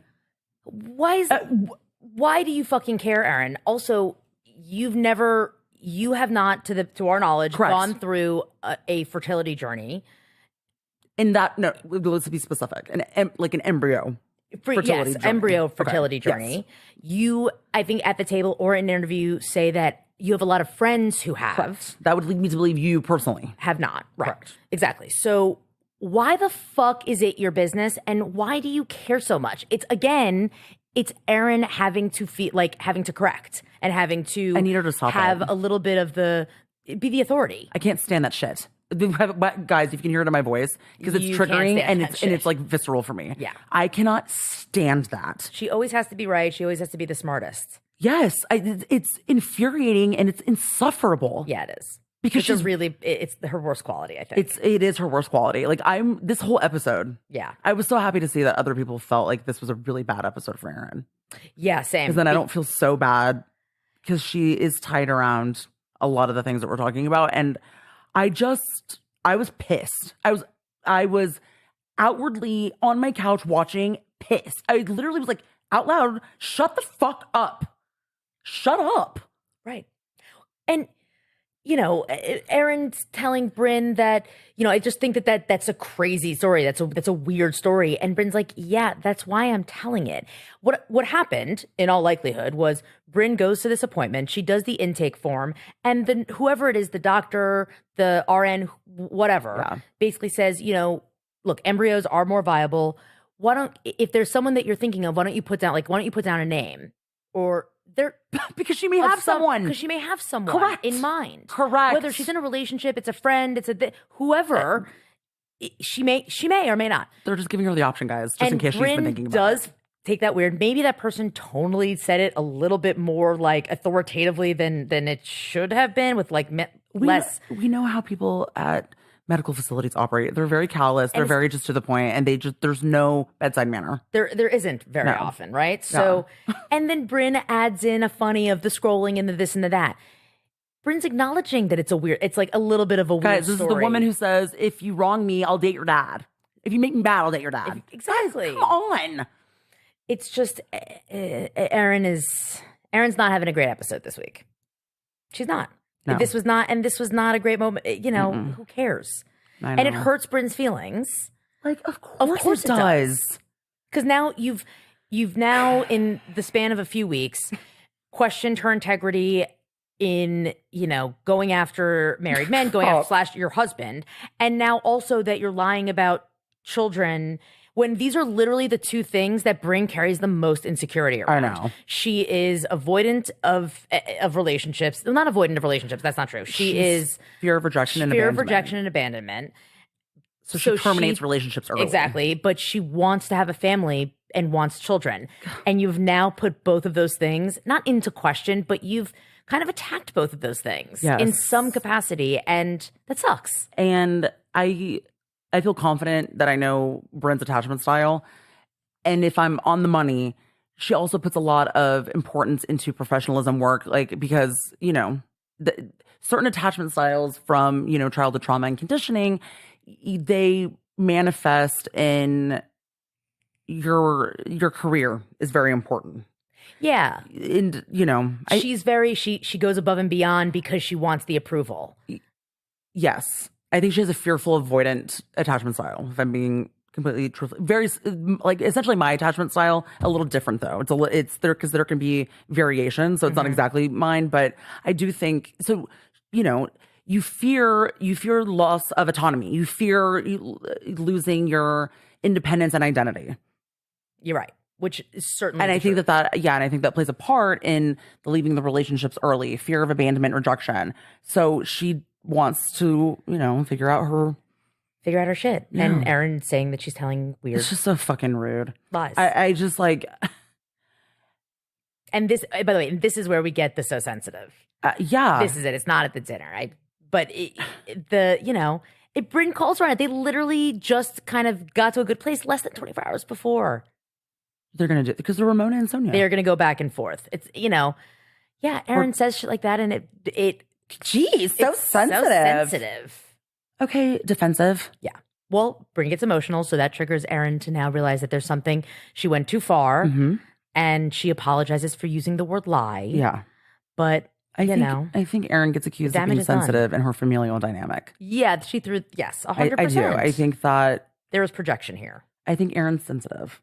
And I don't, that's not that's not a bad thing. Right, that's not a negative. No, but I think that's rooted a little bit in that. I could see that. Yeah, but it's just really fucking rude. It is rude. And I was kind of and it totally really kills surprised. Bryn's vibe in a massive way. It kills everyone's vibe. Yes, it does. Like, limp dick over here. Yeah. Like, seriously. I was like, oh, whoa.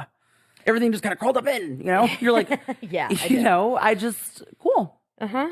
Got it. Yeah. She's touchy. It's a joke. No big deal. No big deal. I mean, NBD. I don't even need to go into it, but it's like, okay, Erin, well then everything else is a joke that Bryn does. So why? Who Talking cares? about divorce with Abe was a joke. Yes. Why is it a big deal? Why are you so sensitive? Well, because rules for me, not for thee, or whatever it is. Yeah. Well, then they leave the restaurant, and on their way out, Erin needs to be validated. She has to be validated because at the table, no one validated her, thinking that Bryn's story was fucking a lie. So she's like, I mean, to Jenna, does that sound like a normal story? Because she recognized that Jenna is the only rational one of the group. It's not that she does, but I think that she seeks parental and older figures. Again, going back to how she's been conditioned, maybe perhaps in her familial dynamic. She needs the validation from Jenna because if Jenna validates and she knows she's not crazy, well, Jenna does kind of validate. But the difference is that Jenna doesn't say anything, and like, who fucking cares? Jenna doesn't care. That's the difference. Jenna doesn't give a shit. Doesn't give a flying fuck. No, she doesn't. And Erin is seeking validation because she knows that she just made Bryn emotional and upset. And she but still thinks that what she said wasn't so bad. And like, she wants to. Confirmation bias. She wants confirmation. She's looking for somebody to say that like, this isn't crazy. And it's like, it's not that your opinion on it being a lie or whatever the fuck, it's not the problem. No, it's not the problem. It's the problem it's is your the delivery, dude. The delivery. The message is lost in the delivery. Yes. Every time with Erin. Every single fucking time. It's a very abrasive delivery. Yeah. It's very brash. But yeah, they get back to the house. And Bryn wants to sit this one out. Yeah. Are we surprised? No. No. Okay. Like, guys, these women have taken some type of like emotional lashing. All of them. Ooh, if it's roller coaster. Exactly. If it's in their own, opening up or people judging them. I mean, it is a fucking lashing. And gotta be honest, Erin's at the center of all of it. She is. I mean, sorry. She really is. She really fucking is. She is the thread through pretty much all of it. Yeah. She's judgmental. I think all of this 3-hour episode is to say that we finally came down to the conclusion that Erin's judgmental. So Bryn, here's what I'll say. I appreciate that Bryn does go to Erin to tell her that she's not going out. Right. She wants to let her know that it's not simply just because Erin said what she said. Like she's not giving all the responsibility to Erin for the reason she's sitting out, but at the same time, it's like, that is the reason. Yeah. She's like, I don't want you to think that it's, I'm mad at you. I'm mad at you. But she also then gets emotional. Like, yeah. If Erin had not brought this up at lunch, Bryn would not be sitting this out. And that's just the fact. And Bryn is trying to, not make it a bigger thing, not add fuel to the fire. So she is going to Erin. She's not ignoring it, which most housewives would, and then expect other people to understand why they were mad. She wants her, we are evolving. There is evolution. There are true. moments where I'm saying like, okay, they are our age because I think Bryn recognizes the responsibility in telling her that she's not going out and she needs Erin to know, yes, it has to do with what you said, but it's not solely based on what you said. Right. you know? Right. And that's admirable because And it's we're very taking, mature. Yes, and we're taking responsibilities for our feelings. Absolutely. That's what this is. Absolutely. Um, One thing that I want to point out just real quick, going back before she goes to Erin, because this, I don't know if you clocked this. oh. When Brynn goes to Sai's room first to tell her that she's, that she's going to sit this one out tonight because she's tired. And Brynn says, I'm sorry I even brought up dating at all. There was something that I thought that was kind of funny, incongruent from a producing standpoint here. I thought it was something else, but yeah, go ahead. Oh, then I'm curious to know what you were thinking. It's nothing. Go ahead. So Brynn's going to Sai because Sai's owning the trip, right?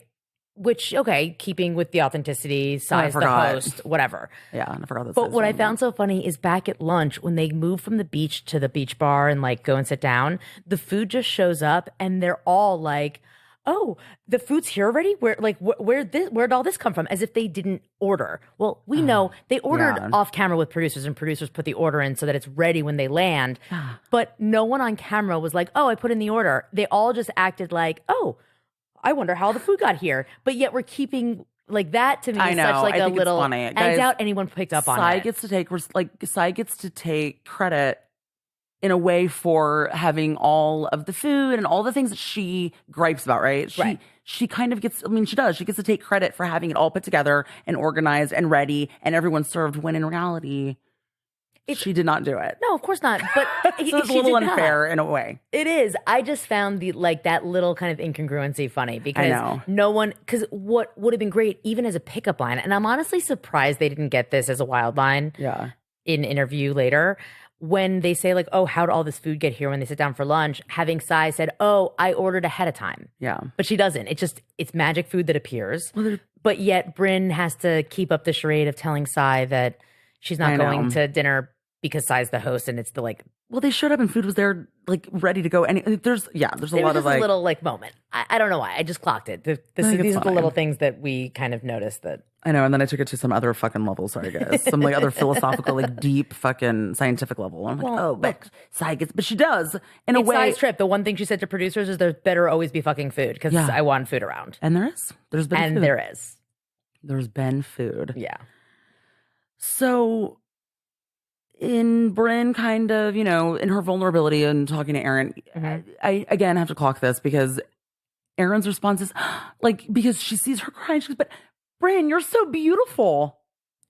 Oh, I didn't remember. I didn't either remember that she said that or didn't realize. Yeah. And there's nothing wrong with her saying that. But again, this goes to the boomer energy of like, the first thing we need to point out is how beautiful Brynn is.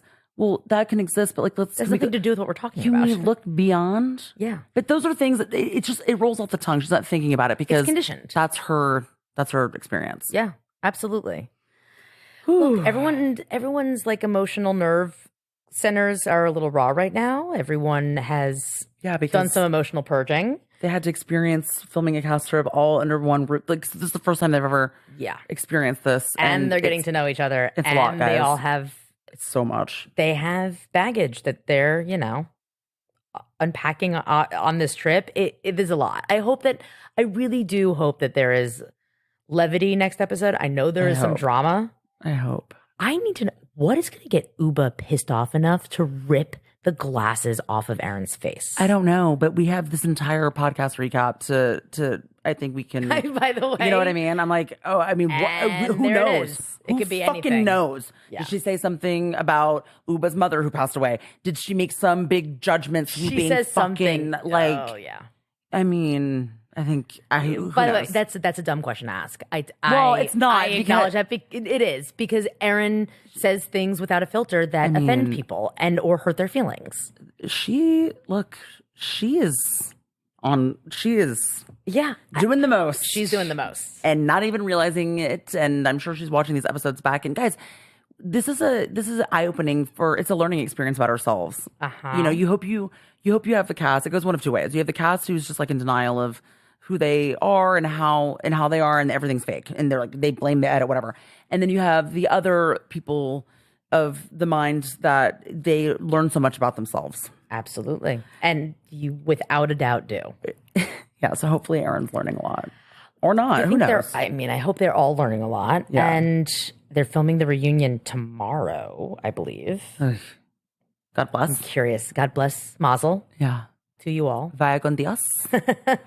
But yeah. So in saying all that we've said, I do, this is going to sound like so toxic, but I do want to say that I commend them because this is hard. This was not an easy. These are not easy things. Cast strips are not easy. The vulnerability is not easy. Everyone's judging each other. All of this is a lot to process emotionally. Okay. So, I have to say that. Something tells me they all went home and Napped for a long time. Yeah, some Rip Van Winkle. They all went to sleep for 100 years. Yeah. Because the cast strip also, it creates that pressure cooker. Unlike when you're just shooting scenes in a normal shoot week, you film for a couple of hours or a few hours and then you go home. Yeah. They've got nowhere to go. So it already kind of puts you in a bit of an emotionally frayed place, which is why on cast trips you see the fighting, you see because there's nowhere else to go. Yeah. So in this case, with this group, it's manifesting in a different way, but because they've got no reprieve and because they're in this pressure cooker and literally on an island, there's no recharge. Yeah. Their emotional rawness, it's a little bit easier to tap into because they're navigating uncharted waters. Uncharted waters. They are. Sorry. No, you're good. All right, guys. Whew. We made it through. Did we make it? I don't know. Did we? I think we did. Did you guys? Yeah, if you made it all the way to the end, God bless. God bless you. Well, thank you for joining us on this recap of, what is it? Cultural and character analysis of Real Housewives of New York. A senior thesis. Oh, yeah. God, how boring. Well, hopefully it wasn't too boring. Whatever. I'm not Aaron. I don't care. I'm just kidding. Yeah. Thanks, guys. Guys, thank you for joining us. And as always, please like and subscribe wherever you listen to your podcasts. Leave us a rating. Leave us a review. 1, 2, 3, 4, or 5 stars. 5 stars, please. I can't do it. I think it's so obnoxious when people ask for a 5-star rating. My attachment style needs validation, so I'll ask for it myself. Oh, yeah. My attachment style is like, I don't want to rub anybody the wrong way. Which is then, navigating things I don't need to. You know what I mean? Anyway, thank you for joining us. And if you'd like to donate a cocktail, we greatly appreciate it. You could always use a cocktail. I'm drinking a Red Bull right now. I'm smoking a vape pen, so I could use a cocktail. Could you? Yeah, why not? I love Kentucky. Well, God, that sounded. It's like when you say it, though. Yeah, I'm being judgmental now. When you say it, I'm like, ooh, All right, Aaron. Well, I'm sure when I say it, the listeners are like, oh, gross too. So you know what? There you go. I'm trying to rules for thee, but not for me. Guys, look at me. I am a fucking asshole. You know what I mean? And on that note, I am a Virgo.